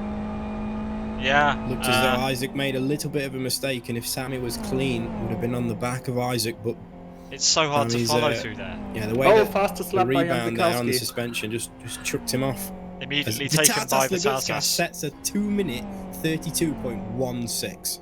That's faster But Jan than Vikowski, right? I tell you something as well, has done a 2-minute 32.18, so just 2/100ths of a second shy there. Yeah, the fuel's getting low, isn't it? And we've Everyone's flying. come to the end of the tyres, so we're going to see some pit stops in a few laps' time, no doubt, and maybe a 31. The racer's mind with everybody here. Do you try the overcut or the undercut? Durda's in the pits. We have our first pit stop. No, very early stop from Durda there, because I was under the impression that the pit window would be about lap 20 to 28, but maybe there's something in that strategy, pitting a little bit early, getting over the heat peak of the tyres whilst everybody's still finishing off their first set. Leaves you in a decent position to attack back further into the race, of course, as the fuel comes out and the tyres sort of level out. Lagutskas though 4.4 seconds away from Isaac Price in second, but again 2 cars, Jan Vikowski and Sammy Littman, separate Vytautas from Isaac at the moment. Johnny Katia though still out in the lead with a nice sizable gap that he's able to maintain as well, 2.6 seconds. It's between 2.6 to 3, like we said a few laps ago, between Johnny and Isaac, and it's staying that way at the moment. But do remember last time out, same situation. Yanni was a couple seconds ahead of Price at the pit stop, but Isaac gained that time back and then some on the overcut, and just on the one extra lap that Isaac was able to do over Yanni. Yeah, LFS is unique in that the overcut almost always works. If you run the tyres and fuel to the end of their life, as long as they don't get too cold, the overcut always works better than the undercut. Being stationary in the pits for less time, of course, taking less fuel by burning that a bit longer and trying to get as deep into the race as you can, as Vytautas cuts the final corner a little bit. Didn't look like he benefited whatsoever from that. He's going to, I think the gap between him and Jan in fourth is going to be about the same. It's about a second now. And again, still 4.3 to Isaac and 7 seconds to Yanni out in the lead. But yeah, like we were saying, I think the overcut works, of course, because, the longer you can go into the race, the longer the tyres last. The tyres don't necessarily have the same sort of life cycle as they do necessarily in real life or in many other sims. The performance of the tyre in Live for Speed stays relatively the same. We deal with the heat peak, of course, the hottest that the tyres get during the same stint, but don't necessarily drop off as the as the tread wears off. So the overcut is in favour. Well, yeah, it's strong. The risk you have with the overcut, though, is you end up in a wall and very hurt. Tilo. Actually, if you want to compare the LFS tires to something in real life, it might be the closest to the endurance tires that Michelin produces, which are known to be very even in performance throughout maybe even a quadruple stint. But here in LFS, the tread wears too thin too fast, so you don't quadruple stint your tires here.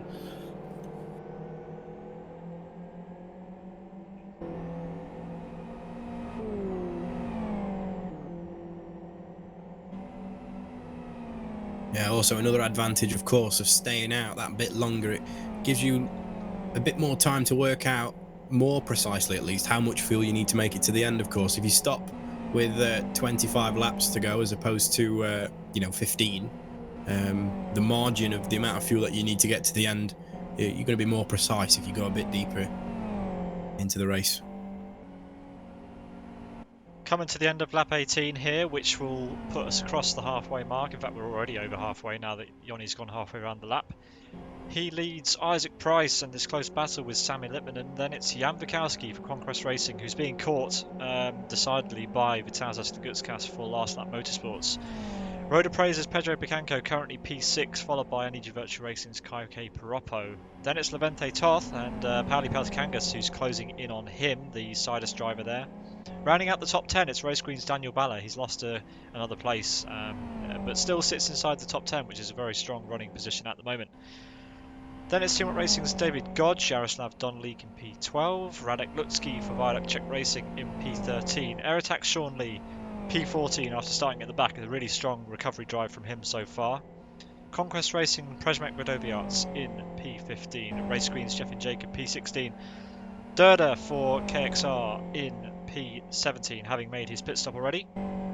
Then it's Jari Kitila for World Class Lines, Bob Vincent, Viaduct Czech Racing's Pavel Lutzki right behind him. The other driver who's stopped so far is Born to Race's Ayub El Hanouni, he's in P21. Then it's Dan Michel in P22 with quite some sizable left front damage on that car. We don't know where he got that, probably at the start, I'm imagining. And right at the back, it's Michael Malak for Master Race Car in P23. We have lost 3 from the race so far. We lost Gonzalez in the very first lap, then we lost Nico Pantola, then we lost Joao Paulo. So 3 retirements from this race so far. Not a bad attrition rate yet. No one's improved on the fastest lap of the race since Vitalijs Lagutskas set that 32.16 on lap 16. Currently on lap 19 now of 35. Pedro Picanco, purple sector number 1 on this very lap. Personal best sector 2, still a couple tenths shy off the fastest sector 2 time, but hopefully Pedro Picanco in P6 can set a personal best lap at the end of this. He's currently just over a second clear of Kaike Piroppo, and he's got 9 seconds now to Vitalijs for ahead. Gotch. Puncture for Teamwork Racing's Gotch. Oh, P11 right. It's a front right, and he's got a left bit of a turn in before the right hander of turn 5 to deal with, so he turn 6. Oh, that's a bad place to get a puncture. That's going to be a horrible rest of the lap. Yeah, luckily though for David Gotch, it's a clockwise track, so it means the majority of the corners will have the weight of the car on the left side, where he can corner okay around the right handers, but again he's going to struggle massively in the left hand. As you can see just how slow he is. Of course, all the weight on the right hand side, there's no pressure in that front right, so Jaroslav Donalik in P12 in that pink XRR making his way around. Would not want to make a move around the outside with a car that's got on the front right. But he's going to be an absolute snail through this long left-hander. This is going to be awful for him. As Laguskas resets fast lap with a 32.06. Sorry, Pete, go ahead. It's okay, Sean's going to go around the outside. Nope, cuts to the inside as Deco needs some oxygen. That's commitment right there. Sean Lee, another one to retrieve a position away from David Gotch as he makes his way back into the pit lane. Balla's in the lane.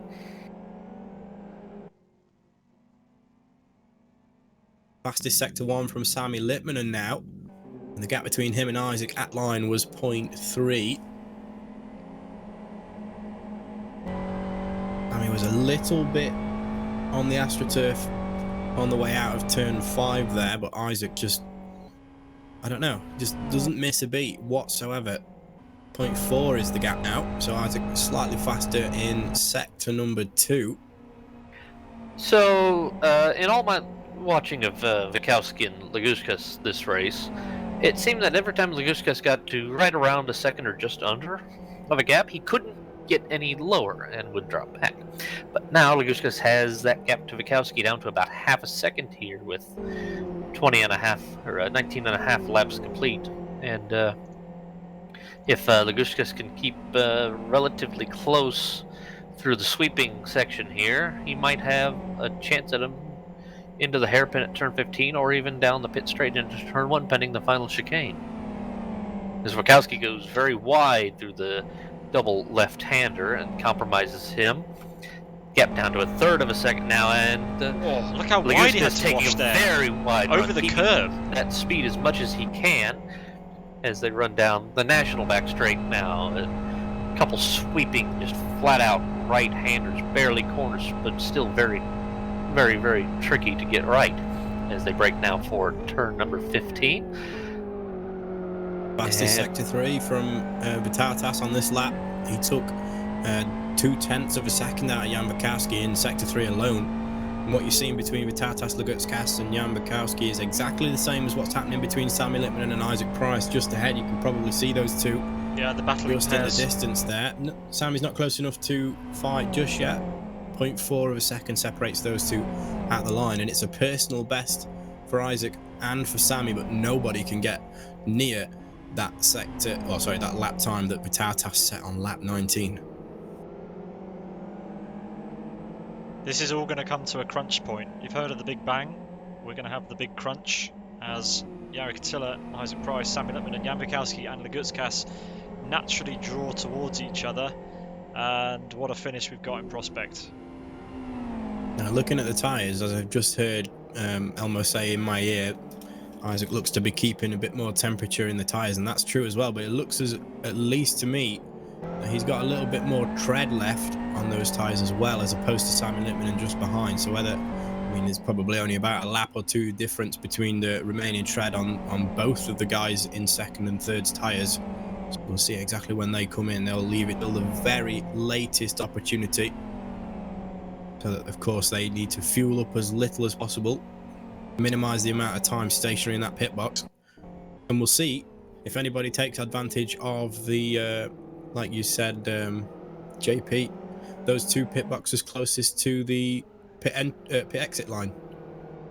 It's a little bit more of a tricky pit exit here because there's a patch of grass that stretches out towards the exit line, so you have to be a bit more careful, but it can still be quicker as we have Sean Lee in the pit lane, leaving the pit lane in fact for air attack, and he actually takes quite a high position. A decent stop for Sean Lee, 20.67 seconds for fuel and all tyres. And it's going to be on through the sweeping left-hander between Wachowski and Lagutskas. Wachowski compromised himself coming out of turn number 8, that left-right flick after turn 7, but being as close as he was to that sweeper, compromised Lagutskas coming onto the national back straight. But Wachowski with a couple mistakes the last 2 laps through the sweeping section of the course, giving Lagutskas quite the benefit and keeping him now within about a half to a third of a second, very close under the brakes at the hairpin at turn 15. And now the trip down the hill to the final chicane. Let's see how these two can negotiate this last chicane. Bang over the curbs, over the right-hand curbs, and neither of them clipping the tires, so a safe run for them. And Lagutskas looks like he'll have just a hint of a slipstream, might be enough, but Wachowski, I'm thinking, has a decent straight line setup because he's not losing and pulling away, so possibly a slightly lower downforce for Wachowski as they now work their way to turn number 1. Vitatas Lagutskas and Jan Bukowski, both of those two are catching up to everybody else ahead. I think Vitatas Lagutskas got about 5 seconds to Yoni Katia in the lead at the moment, so there's about 3.5 seconds between him and Isaac. So you said at the beginning, when we were working out where Vitatas Lagutskas was going to get up to in this race, Jack, and you said that a podium might be a stretch. Do you want to have a re-evaluation of that, or are you sticking to your guns? No, I'm not really in a position to make a prediction. I said anything's possible, really. Yeah. Conditions and, you know, the potential of Vitatas. You know, he's one of the fastest people in the championship by far. Currently holds the fastest lap of the race. Was one of the fastest in qualifying as well. I think Jan's going to put up a bit of a fight, though. Again, I think looking at the gaps now, he's 5.7 seconds away from the race lead. Just over 3 seconds away from Isaac Price. Is he going to be able to get around Jan on track, or is it going to be in the pit lane?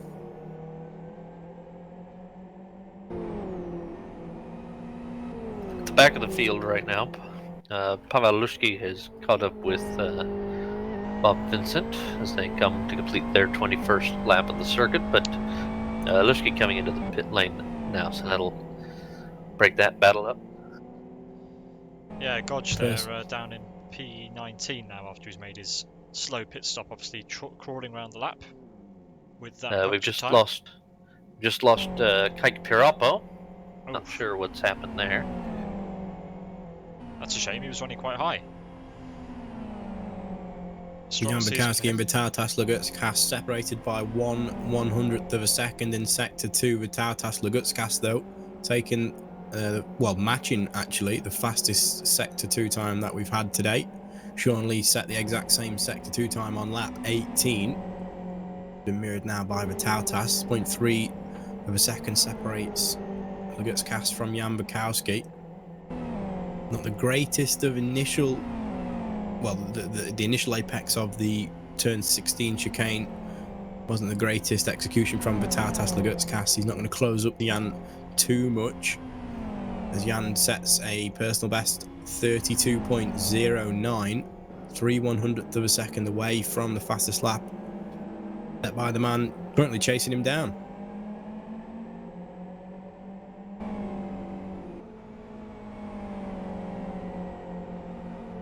Kaike proper had a puncture into turn 2 and hit the wall quite hard, we're hearing. Oh, Wachowski taps the wall exiting turn 2. That'll cost him just a touch, gap 0.26 of a second. And Lagutskas right on the back of Wachowski. Let's see how they can get through this right-left little trick. Both of them getting a good run out earlier there. on in the race, when maybe dealing with the heat peak of the tyres, was at least from what I could see the fastest person out of turn 5, the crucial traction point when you're building that pressure up in the turbo. And of course, during the heat peaks, the hottest that the tyres will get, Lagutskas did very well to manage the traction out of there when the tyres were at their worst. Now they're at their best, and he's absolutely honing in on the back of Jan Bukowski now. There's about 0.2 of a second that separate these two, but of course, Vytautas is going to struggle a little bit more than he would normally at this part of the track, because of course, Sector 3, a lot of high load, full throttle corners coming up, and if Vytautas, well, I don't know. I mean, there is, of course, a bit of margin for the racing line. There's not just one specific line around all these corners, but it's whether Vytautas can use that draft to his advantage, and so that it doesn't hinder him. He's a brilliant run now through the left-hander of turn 11. We're going through 12 now under the bridge. He's slightly wide, had to lift a little bit. They were 0.18 apart at the split, which of course was the bridge. Could have been a move for Vytautas just then, but through that left-hander of turn 12 just had to lift. And of course, I think that was down to the fact that he was following Jan pretty close as well. Just a couple of kilometres an hour faster than he'd like to be through there. Brilliant, they're getting the car turned in though. Yeah, absolutely. Wachowski does seem to me to be getting good speed through the chicane as they both clout over those curbs in the chicane. And Lagutskas, as close as he's been, this is definitely in the slipstream now. Which way will each go? And Lagutskas tries the right-hand side, and he is ahead as they head at the first quite an early move though. Was. Looks as though Jan doesn't want to look back into the slipstream too much to attack into turn number 1. But Vytautas Lagutskas is right behind Sami Littmanen in terms of positions on track right now, though, and that's exactly where he needs to be if he's going to fend off Sami from second position in the championship. Isaac Price currently somewhat checking out from Sami Littmanen and now catching up to Joni Katia. Isaac Price set the fastest lap of the race just then, and Vytautas is purple in Sector 1 on this occasion. Fastest of anybody, a 30.5. Isaac has the fastest lap of the race, though. I do believe right now with Yanni in the lead, can Thila remind us of the situation with Yanni in the lead and Sami and Lagutskas where they need to be tied? As actually Jan strike that Bukowski for a second. pushing. Bukowski just tapping the back of Lagutskas up the run between turn 5 and 6. So Vitautas tucking over to the left-hand side of the track, hugging that white line, which of course you would expect defending from a position, but I've seen Isaac do that in qualifying as well when there were no traffic around him whatsoever. Probably trying to benefit from the fact that the track drops away from you, trying to gain as much speed as he can, of course, with the aid of the engine and the way that the track drops away from you before turning over to the right.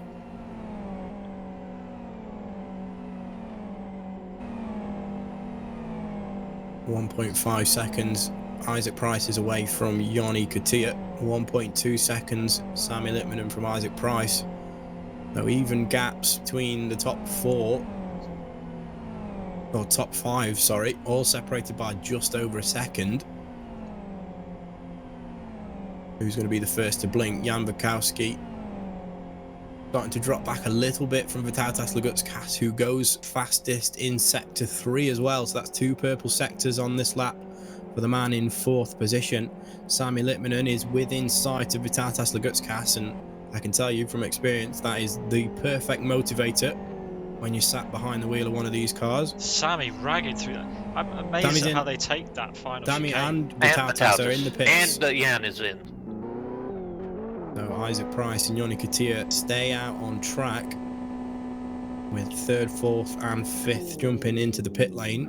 Nobody going for the box right at the end though. Jan Bukowski is going for the very last box, but again, he's got to angle himself so that he can pull away, and you can see the grass on the left-hand side. As he pulls away, he's got to get over to the right. Doesn't have to worry about the pit limiter on the way out of the pits, of course, being so close to that line. He's going to be able to get up to speed in good time. Sami Littmanen first out of the pits, followed closely by Vitautas Lagutskas, who looks like he's lost out a little bit. Both of the stop times, it looks as Sami Littmanen's stop was an 18.75 and Lagutskas just 2/10 shy of that, an 18.9 second stop.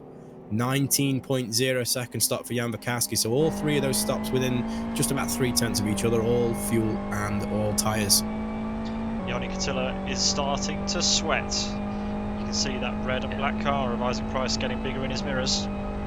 Also a big difference, Sammy and Vitautas both using their first gear as their limiter, so not engaging the pit limiter, letting them have the turbos spooled up when they were traveling through the lane. And of course, famously, the pit limiter in real life cuts the ignition, so you would lose all the pressure in the turbo, whereas if you're at the end of first gear, revving the knackers off the car, you can keep that pressure. As soon as you shift up to second at the line, you're at you're more of an advantage as if you were not to have any boost in the turbo whatsoever. All 3 of those drivers were in and out of the pit lane before 6th place even came across the start line. So that is the gap that those 5 have over them. And Yanni Katia has gotten a drive-through penalty coming into the pit lane. His son currently leads the race. See if Isaac, and as Isaac has closed the gap to Yanni down to half a second now, and let's see if either of these 2 come in this lap or if they try an extra lap. Both of them look like they have the rubber on the tires to do that.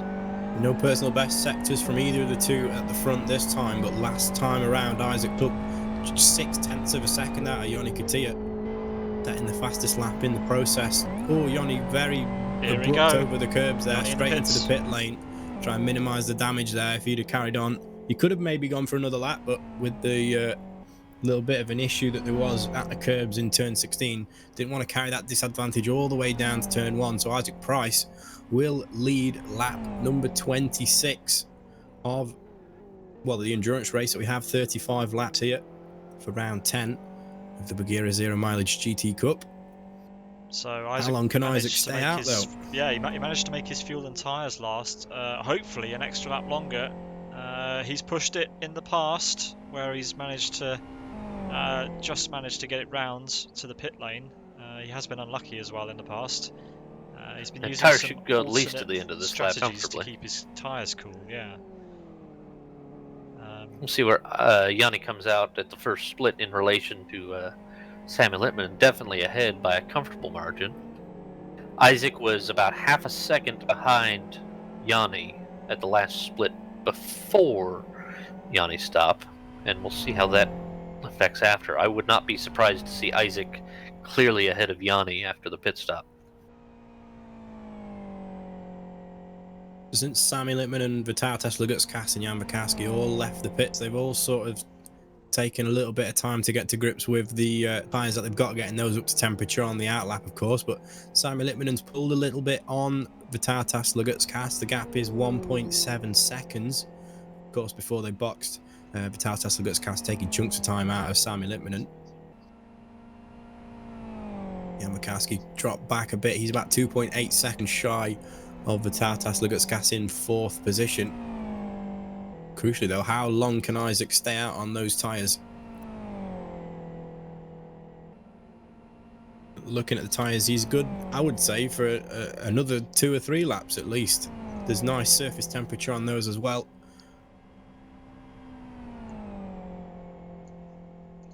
So as they run right now,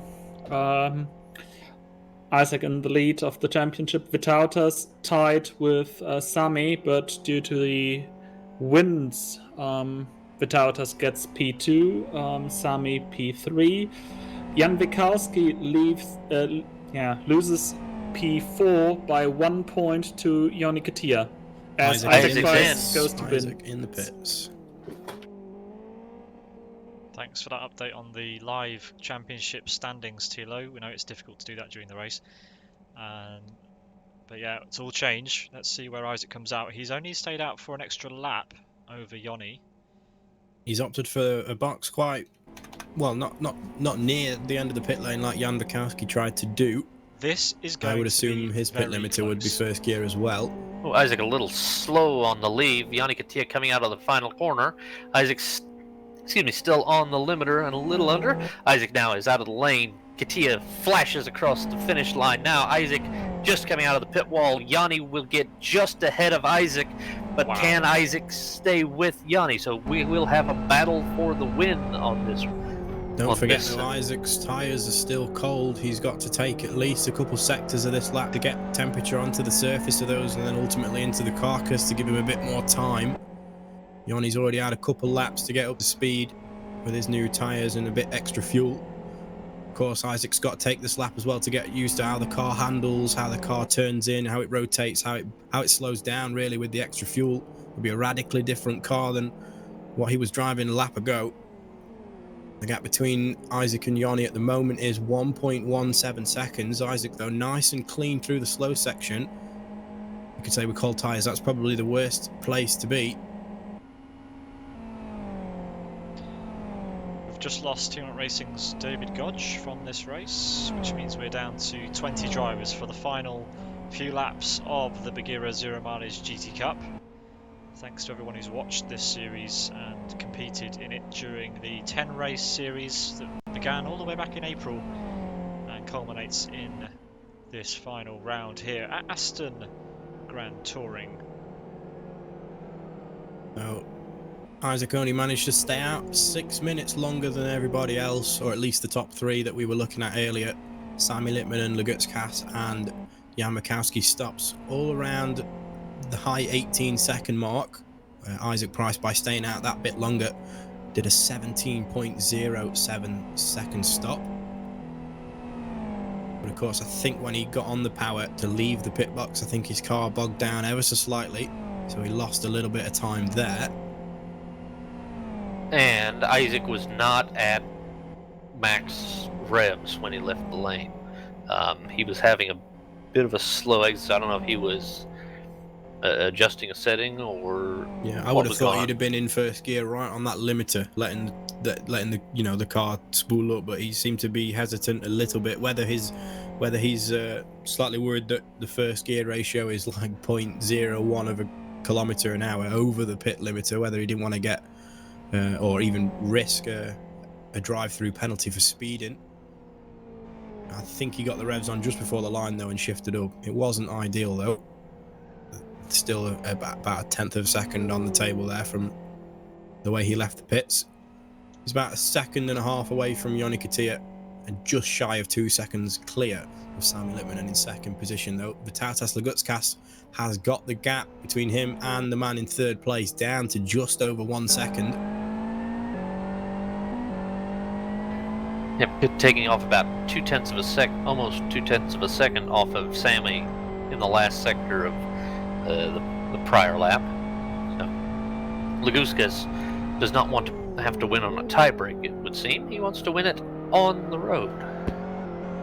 I think Laguskas is going to be a little bit stronger than Sami Litmanen in the left-handers, as Sami Litmanen's front right is quite hot.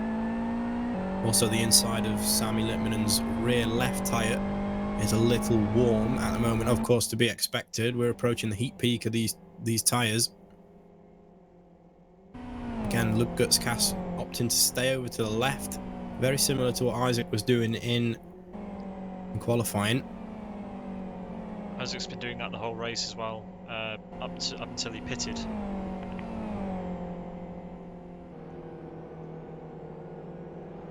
Maybe JP can shed some light on why. I've got a feeling that it's because, I think they stay over to the left because it's, of course, they can keep the car in a complete straight line, and as the track drops away from you, I don't think they'd want to necessarily turn over to the right because they'd want to benefit from the steepest way down to gain a few more kilometers. So whether he's, waiting for the track to sort of even out. I remember a discussion years ago where part of the trick of riding the white line on the left-hand side, if I remember right, something to do with it relieves some of the friction on the tire and gives it a little extra cooling effect. The memory is fuzzy to me, but I remember something similar to that. There's the left-hand side of the track then. Is it somewhat cambered then to maybe match the camber that the drivers are running? So that the contact patch between the tyre and the surface of the road is even? Or more even than it would be if he was over to the right, maybe? That's the basic idea of it, yeah. Good to know. That's why he takes a very straight line, stays to the left, and then tucks back to the right at the last minute. That makes me think back to the SMRC final then at Bathurst then, because I remember Fraser was all the way over to the right-hand side of the track, even though it was like you needed to be over to the left, coming out of the Conrad, down the Conrad Straight. Can't remember is it Forest Elbow just before that? Yeah, Forest Elbow. Yeah. So you would naturally be on the left-hand side of the track because there's a little bit of a kink before the Conrad Straight, and I noticed that Fraser was all the way over to the right. It Whether also that was has the faster or slipstream not sure. neutralisation effect as well. Yeah, You don't get I away stayed any over to the slipstream. left just purely because then I didn't need to commit to the left. Yeah. To turn in for the next corner. So Yanni is he beat holding me by Isaac at 1,000 bay in right quality now. as well. So I'll give him that. Yeah. Last lap, Isaac Price, a third of a second faster than Yanni Katia, and about the same in the first two sectors of the lap. So Isaac trying to reel in Yanni here with 6 laps. We're coming to 6.5 laps remaining here after this next corner.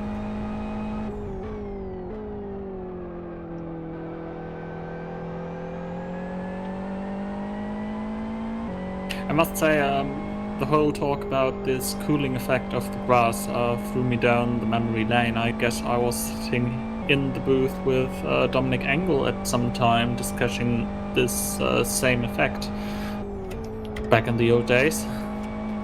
Masters of Endurance, you and I and Chris Ford and Dom and others had many chats through the night about varying things of strategy and things live for speed, because Master Endurance always ran the 24 hours at the Grand Prix version of this track, which is this circuit plus that longer run to turn 1 that we do not use at this course. Yeah, and Isaac was involved in those races as well, as far as I can remember. Yeah, he was with Sonic Realms Racing back as early as 2009, 2010. So Isaac has been around Live for Speed for a decade, and he has really shown his improvement. And as Katia and Isaac both bound over the curbs coming out of the final corner onto the pit straight to complete the 29th circuit, but Isaac very much so showing his skills throughout the last 10 plus years of Live for Speed and some very earned positions in sim racing in general. He took 8.5 tenths out of Yanni Katia on that last lap. Lift and coast to the first corner, maybe trying to save a bit of fuel as well. Really does help you doing lift and coast. Yeah. since we're sharing old memories, I do remember using the tyre cooling tactic myself during the Desire of Patience tour, 24 hour, in the FZR at West Hill a few years ago. Lots of years ago. Well, I'm such a Desire of Bambi in Patience LFS. When was the last You're one? new here, 2016? 2016, I think. I can't remember, I think it might have been 2014 when they did FZR at West Hill. That was back in the day of 24-hour racing in Liver Speed. Hopefully we get those back soon. Yes, please. Isaac for my not going on the grandchild to slipstream. enjoy the day-night cycle. Yeah. Or lift and coast. Maybe he thinks he's slightly light on fuel.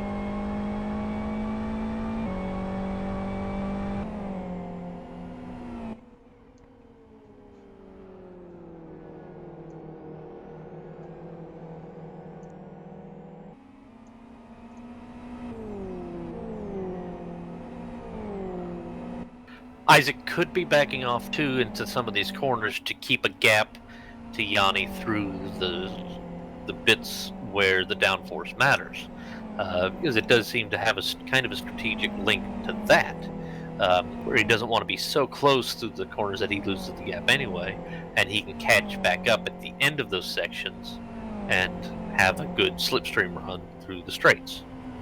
Might not want to be too close to Yanni as well through the twisty sections, because I don't think he wants to rely on the mechanical grip and the tyres as much as we're approaching the heat peak.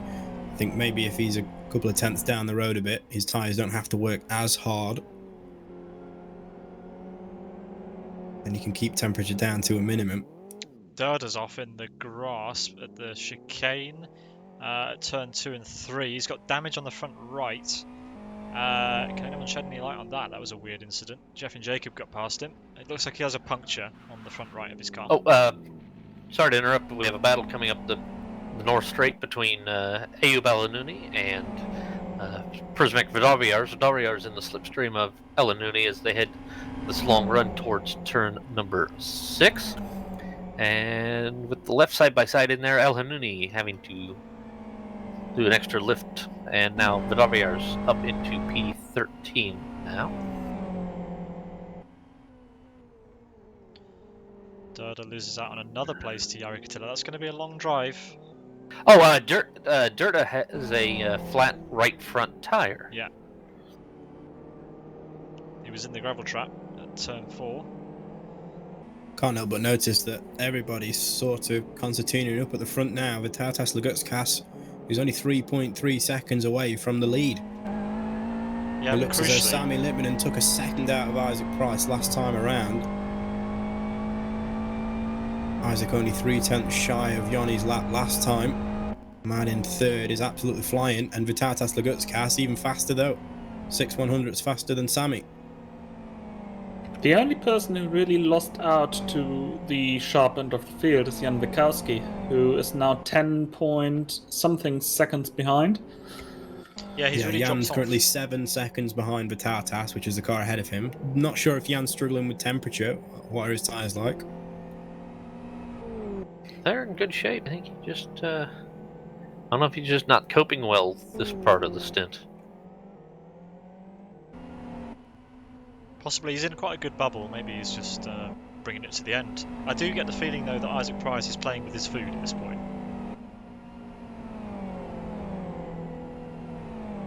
So Yanni is his prey. To be fair, Johnny the is show his he's put meal. on for us throughout the season, I'll allow it. Yanni and Isaac have a wonderful on-track relationship. They are two of the fastest in LFS. Earlier in the year, we had great battles between those two and many others in the GT2 Challenge of New Dimension Racing. We have seen them scrap tooth and nail, and they're great friends off the track too. So they both have great respect for each other, and I also wouldn't be surprised if Isaac just wants to let Yanni have a win at the end of the season. Well, we'll find out in 4 laps time. I don't think Isaac Price is going to let anyone have a win. Yeah. Me Yep. neither. I mean, First Doesn't of matter all, how both of good them- friends they are. both I have of to occasionally them play had. devil's advocate.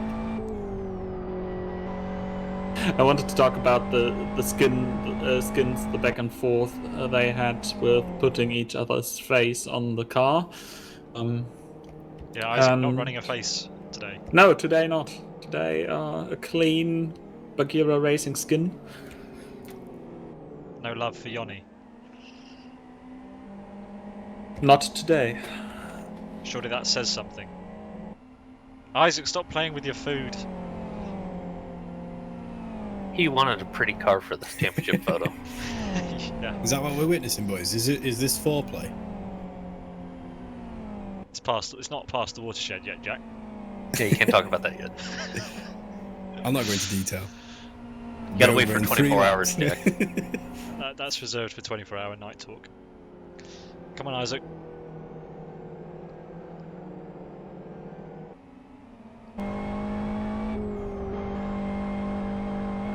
So we're on 4 laps remaining, the 32 of 35 laps. And top 4 still remain Katia, Price, Lippmann, and Laguskas. Jan Wachowski P5, Pedro Pakenko in a distant 6th. 5.5 seconds behind him is Pauli Peltikangas, who has come back up from 7th from, I believe it was P14 start for him. Levente Toth started on P1, but down in 8th position. Daniel Balla running 9th right now. Sean Lee in 10th. A good recovery drive from him following his unfortunate trip to the side of his car on the first lap. Radak Leshki in 11th. Yaroslav Donlik running 12th. Prismek Vadariars in 13th. Ayub El Hanouni down to 14th. Yefin Jacob in 15th. 16th is Yari Bit of a Katia. mistake from Yanni there in the final chicane. He's not lost out on a lot of time, but Isaac's definitely closer. Just caught the tyres on the left-hand side, a bit out of shape. Luckily able to defend.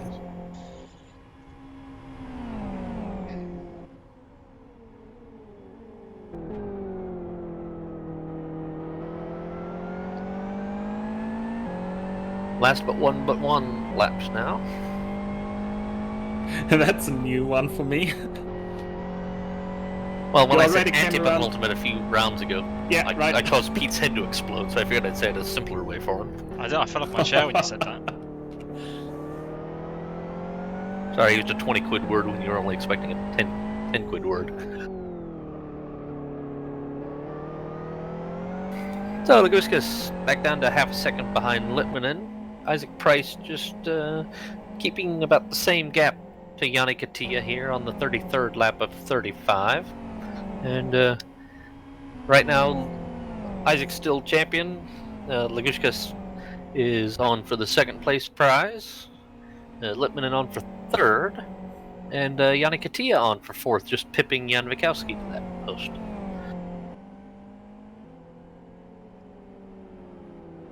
Thilo, has your calculator exploded yet? No, but he's There won were all the numbers of the several buttons. reports now sent to Microsoft because Excel had problems. But I think we are going to stick through with it until the end of the day. Maybe even getting the final results on the top positions in this championship, at least pending any protests and further penalties. How many Sean Lee- lines of chat would Isaac have to do to lose the championship at this point? Oh dear. Some. So he's currently leading by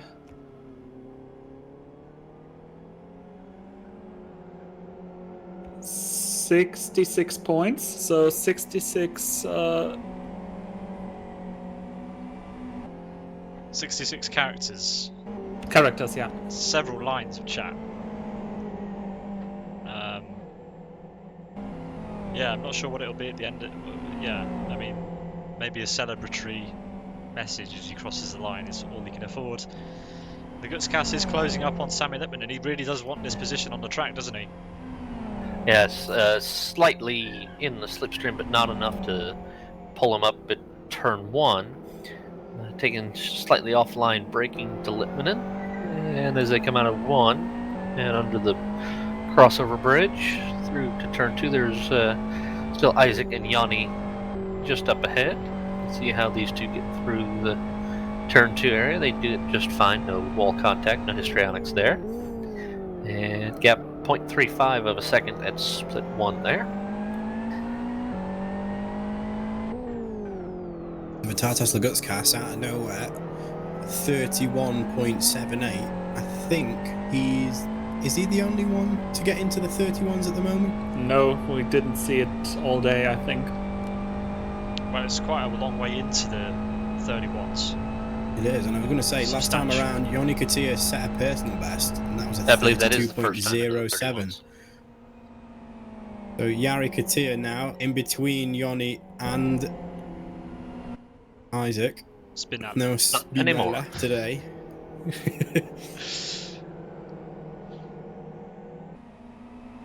Yeah, the gap's still at 0.9 of a second though. If Isaac Price really is playing with his food, I'm going to get David Attenborough to commentate on the last lap. I'd love David Attenborough to commentate on a lap.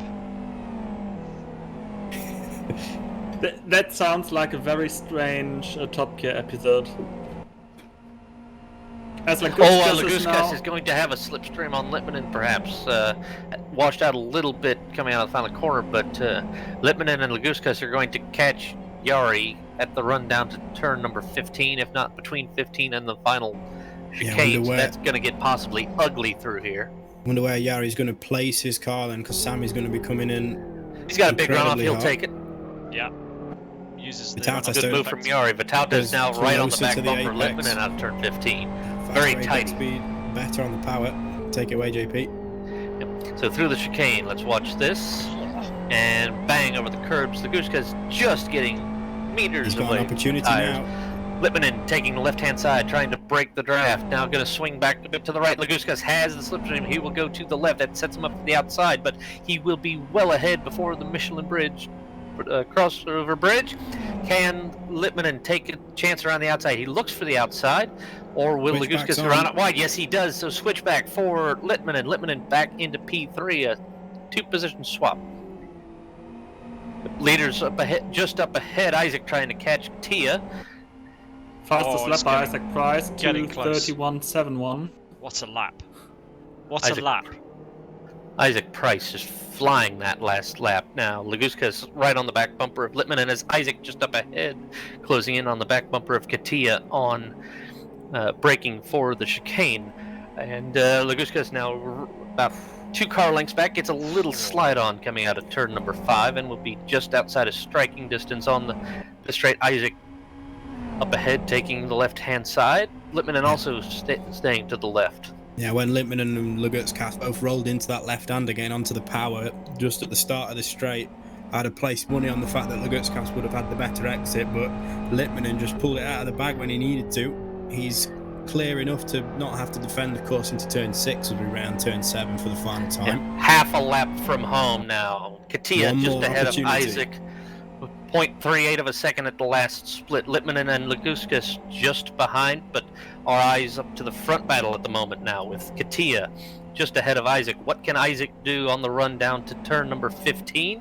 Or will he even get there at turn 12? Katia going very wide out of I don't know where to point your cameras, Isaac, JP. right to the back. We're going to stay on Just point at the anything, lead battle. shouting.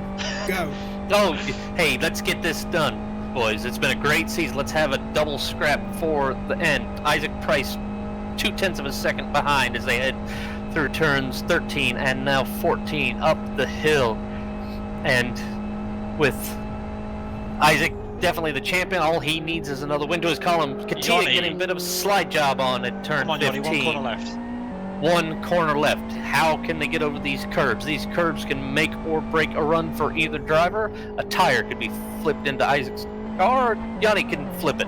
They both get through clean. Isaac getting a twitch on. Yanni Katia looks like he will come and take the win. Side to side off the track. Don't celebrate too soon, but Yanni as they come across the line. Yanni Katia wins from Isaac Price. Sammy Littmanen taking third. Vitauta's Laguskas coming fourth to finish their championship. Laguskas recovering to second position in the championship after a disastrous sprint race. Jan Vikowski coming across in P5, trying to the top 5. Pedro Picanco now coming out of turn number 15 to finish a distant 6th place. Top 5 separated by 14.5 seconds. Top 3 within 3 1/3 seconds now. So Pedro Picanco for Road Appraisers coming across the line for P5. And Pali Peltakangas with a great recovery drive starting in P14 to finish P6. And a fantastic race for all of them. And Levente Toth now coming through the final corner. So the top 4 separated by less than 3.5 seconds after 35 laps or 90 minutes.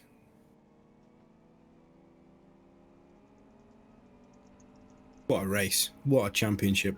Absolutely. Congratulations to Isaac Price on his championship. And looks like our last car may be Jeff and Jacob. Coming through turn 12 now. Actually, no, strike that. Dan Michael will be the last car. He's coming through turn 11 and 12 now.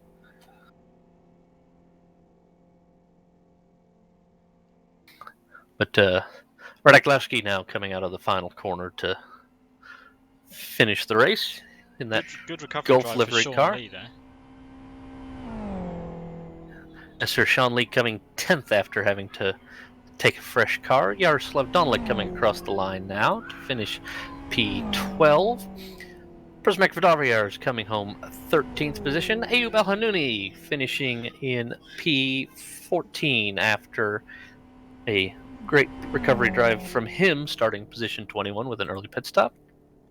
Yevon Jacob to take 15th position. Now Dan Michael Lascar coming across the pit straight to the finish line now, and that will conclude our Buggyra Zero Mileage GT Cup season. I just want to point out one thing. Look at P18 and look at how many pit stops P18 did.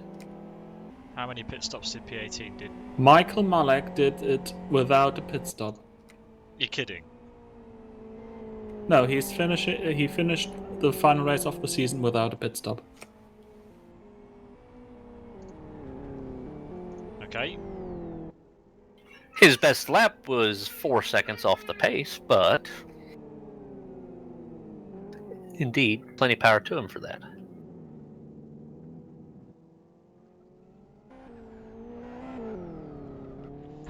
Reminder to everybody that Isaac Price sealed the championship at the end of the sprint race, and with this strong result in this race, with hopefully no penalties against his name, he will retain that championship. Congratulations to him. Yeah, he has 66 characters, we just discussed. Yes. 66 characters worth, as the other two drivers on the podium kind of make a V formation for Yoni Katila to slot into. Great to see this podium. What a wonderful championship we've had. Really great to see so many names involved. And yeah, great fights up and down the field. I think we want to have a word with the championship organizer, someone who's been with us from the beginning, Robert Kotlaba, race director today and for all of the rounds of the Buggyra Zero Mileage GT Cup. We'd love to hear a few words from you.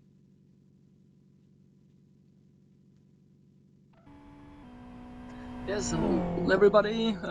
Thank you, all guys, commentators first, and all the participants second, for a great show for the people on the Twitch stream. I hope you enjoyed the whole season, and I'll see if I can organize something next year. Fingers crossed, and I'll be happy to see you then. Thanks very much, Robert. What was your standout moment of the season? Come again, please, Pete. What was your standout moment, your most enjoyable moment of the season? What will you remember best from the inaugural Buggyra Zero Mileage GT Cup? Well, it's a tough question. There were a lot of nice moments, but I think my best moment was the 4 wide at the Kyoto race last event, I think. Yeah, it was a very close race. It's been very close races up and down the season. Obviously, the reverse grid in race 2 throws up a few excitements. I think it worked very well this year, so thank you very much for putting it on for us. We really appreciate it. Yeah, I was glad to get back into LFS on the active side because last time I was involved was like 15 years ago maybe. So I'm glad to be back. Brilliant. Well, I think it's time for us to talk to the two drivers who have put on an absolutely awesome show for us today. Joni Katila, we'll start with you. Congratulations for winning the feature race here today. Talk us through your final round of the 2020 Buggyra Zero Mileage GT Cup. Yeah, thank you. Finally. I mean, this was my only chance. I mean, to win was the only chance to get P4 in the champ. I don't know if it's enough yet or. Tilo? According to my calculations, you are now P4 in the championship. Wait a second, was that? I think Yoni just fell off his chair. Was that an excited Finn? I think he's quite excited by that. Somebody clip that on Twitch, please. Okay. P4 nets you 20,000 BC0 coins, 125 euros, and a passenger ride in the Buggyra DB50 at Most. So well done. Well done, Yoni. Nice, all I wanted. You know there's a 20% collector's fee on that, right? Don't say that, Deco. Yes, congrats, Yoni. We'll talk to you in a minute once you've calmed down. Isaac Price, you won the big prize after the sprint race. Congratulations, man. That was awesome. Yeah, obviously, it was a bit unfortunate the way it happened with the Goose Cast timing out. I mean, obviously, Yeah. I think that race was pretty much done already. But yeah, obviously, it'd be nice to race to the end and it be 100% without any drama or anything. But yeah, it's been a really good season and I've really enjoyed it. Awesome. We've enjoyed watching you week in, week out, Isaac. It's been a treat. And yeah, you did not disappoint on the final day. You did everything you needed to do. And we thought you were playing with your food a little bit towards, well, I certainly did. Thought you were playing with your food a bit towards the end of this race. But yeah, how was race 2 for you? Yeah, so I mean, I was kind of trying to manage the tyres at the first part of the race because I knew I was doing a long first stint. So yeah, I was trying to manage the tyres a little bit. Obviously, I got passed by Sammy when we got kind of balked by the. I can't remember who it was now, but yeah, he made a mistake in the last corner, and then I got past him, but it allowed Sammy to kind of get a huge slipstream, and yeah, he did an amazing move on us into turn 1, and yeah, took me kind of 10 laps or so to get back past him, and then yeah, I was kind of waiting for the pit stops to try and push around that time because obviously I know that the tyres get quite cold at the end, so I thought if I could save a bit of tread, that would help. It seemed to work. I caught up with Yoni, but I stalled a little bit as I was leaving my pit box, so that probably cost me getting past Yoni. And yeah, after that, yeah, it was kind of tough to get past, and I wasn't 100% sure whether it was going to make a difference for him in the championship, so I kind of didn't really want to I didn't want to do anything desperate at the end. So yeah, if I got a clean run, I probably would have taken it. But yeah. Wow. Yeah, you were getting very close. Your strategy of holding left on the back straight, I think, maybe had some effect. But you stuck to that line basically for the whole race. And full credit. Really, really awesome race. And yeah, it was close at the end. Obviously, Yoni doing a bit of weaving up to the line. Yeah, I made it even closer. I wondered for a sec whether he was going to accidentally give up the win like Schumacher did in 2002 at Indy. The first place, Isaac. That nets you 150,000 BC0 coin, which is equivalent to about 2,100 euros. On top of that, you have an extra 1,000 euros in prize money, and you get to drive the Buggyra VK50 race truck at Moss with David Wrzecki coaching you. So you're going to go and install Most and a truck mod for Assetto Corsa and get yourself up to speed. I mean, maybe is it on Assetto Corsa? Is it? I don't know. I'm pretty sure know there's that a it's mod for Assetto Corsa, and I know some of the guys that are into truck racing do it on AC. Whether there are for other sims, I know Automobilista's got a good truck mod, or that's base content actually. So Yeah, I don't know about the truck, but I know that Most is on Race Room. That's kind of the one place I've really heard of that track being used. So, but yeah, I've never driven it on a game before, so definitely be interesting experience. And yeah, definitely need to do some laps beforehand so that I know where I'm going.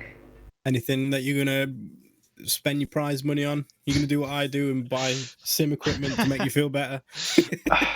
Well, we'll see. I'm not quite sure yet. Kind of first step was to win the money, To and win then it, yeah, I was going to can say. see what happens Yeah. afterwards. Well, congrats, mate. It's awesome. Yeah, fantastic. Thanks.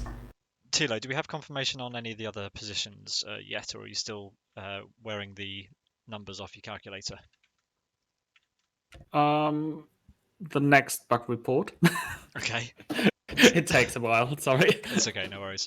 While we're waiting for Tilo to do the maths, we will drag in Michael Malik and Yaroslav Donolik. Hi, guys. Yaroslav, you finished P12 today. Do you want to sum up your round today and your experience in the Buggyra Zero Mileage GT Cup this year? Hello, Pete. Hello, gents. Well, my P12 today, well, it's nothing spectacular compared to the winners, but quite pleased with my performance today. I didn't make any major error, and it was a pleasure drive. I really enjoyed that.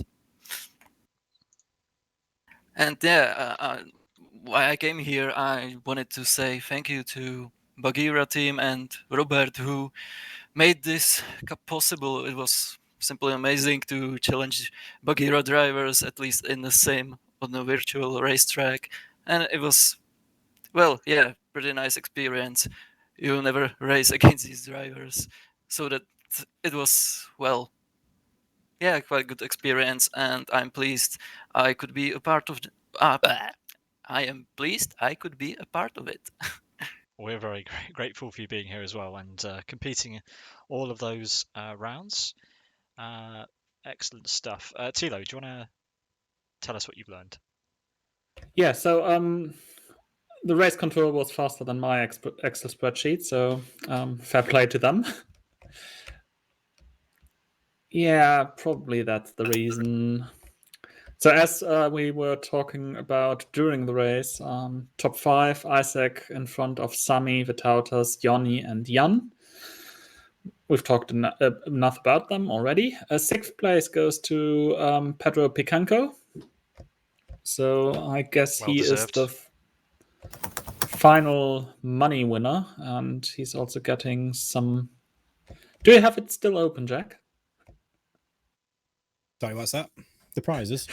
Yeah, for 6. Yeah. What do you want? P7, did you say? 6. 6. 6. That's 10,000 BC0 coin, which is the equivalent to about 140 euros. And the very last actual prize money prize, which is an extra 55 euros. Nice. 7th place goes to Pauli Paltukangas. That's 5,000 BC0, which is about 70 euros. 8th goes to Kaike Piroppo. Exactly the same as the prize before. 7th, 8th, and 9th are all 70 euros. Daniel Baller in 9th position. And in 10th, Sean Lee. That's 2,000 BC0 coins, which is 28 euros. Excellent stuff. Michael.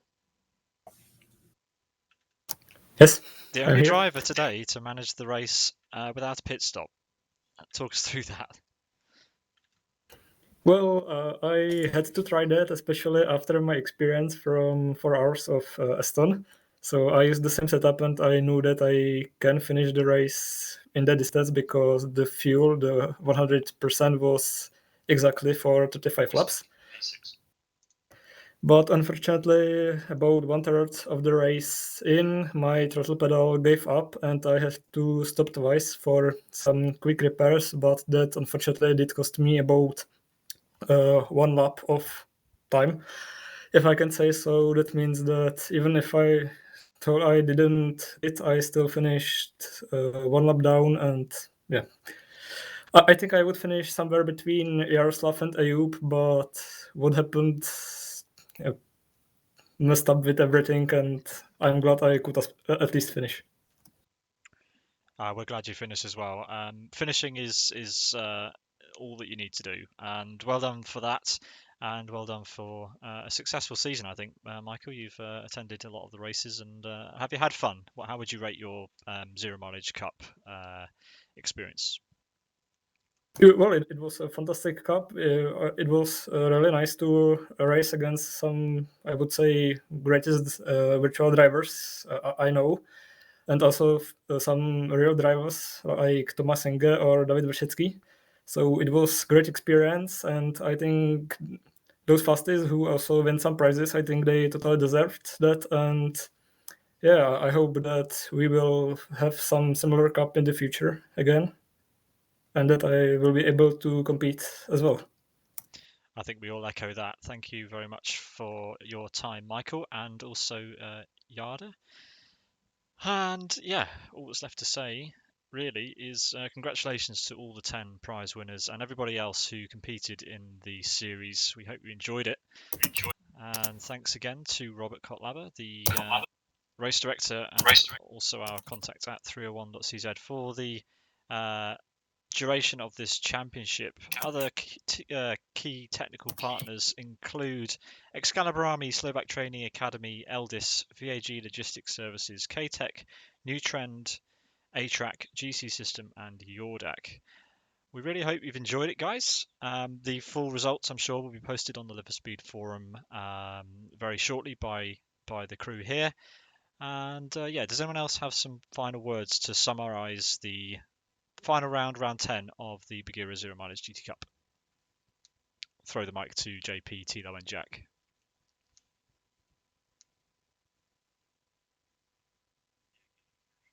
I'll go first, even though my name is last. That's fine, no problem. Just, I don't know what to say. I'm happy for Isaac to get it, for him to get it wrapped up in the sprint race, and I'm glad that he gave us a great feature race, even though he didn't even need to turn up because he'd already won it on points. But the display of sportsmanship and talent that we've seen throughout the series, and not just in the Buggyra grid, but there are drivers that are in this series that have raced in other series that we've covered. And the great thing about all the participants in the Buggyra grid and all the grids that we broadcast and commentate over here at simbroadcast.tv is that there's no love lost. The majority of you guys all know each other. You've raced for years. Isaac, I know you've been on Live for Speed for a decade at least. And, it's just to see you guys having so much fun, doing exactly what you want to do and winning races. And it's all, it's brilliant. So thanks for, especially you, Isaac, and Yoni, for coming and chatting to us like every time without fail almost. So it's great. Thanks. Thanks, Jack. Yeah, what a great season. We've had great competition all throughout the grid in all 20 races we've had over the 10 meetings. And, we have not had we've not had want for an unexpected happening, and there's always been action right through the grid every race, so we've not been bored at all through this, and a very good concept, and great to have everybody racing, and big thanks to the organizers, sponsors, tech crew, and all you racers for give us some stuff to blabber on about for a few hours every few Sundays. And yeah, just a great season and all. XR is a great card to race with, and the variety of strategies was phenomenal and quite great to see.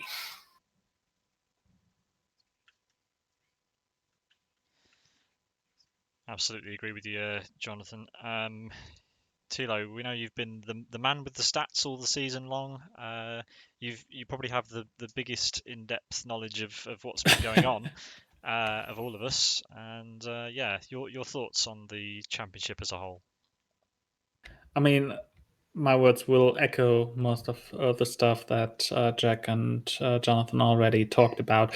It was a great series. The race format itself usually landed into very exciting races due to the early stages being the recovery from the reversed grid, and the later stages, somewhat like an endurance light race with suddenly pit stop strategies coming into effect. And yeah, I mean, today proved that again, even though maybe the sharp end was already pretty clear who won what, except for the reshuffling in P2 and P4. But yeah, it was a great series. It was fun to follow it. It was just a very, very nice experience to be in the commentary booth throughout the series. Yeah, here, and now it comes to me to wrap up. Unfortunately, we have to say goodbye. Thanks again, as Jonathan said, to all the partners, all the sponsors, all the drivers, as well as you, the audience, for tuning in and listening every week. We really appreciate that. We hope to see this championship back. It's been fantastic. And yes, once again, thanks to all the partners. We will say goodbye for now. Next on Sim Broadcasts on Tuesday will be our 50th broadcast as Sim Broadcasts. That's coming from Kyoto Ring in the Oval. We have a few surprises for that. We won't reveal those just yet, but tune in on Tuesday from 8 o'clock UTC for round 41 of the Team Up Racing 2020 Championship from the Kyoto Ring. Then on Sunday, the 8th of November, from 3 o'clock UTC, it's round 3 of the New Dimension Racing TBO Challenge from Blackwood GP Reversed. That's in the TBOs, of course, and that looks set to be an excellent race. We hope you can join us for that. Thank you, everybody. That concludes the Buggyra Zero Mileage GT Cup for 2020. Hope you enjoyed it. Good night.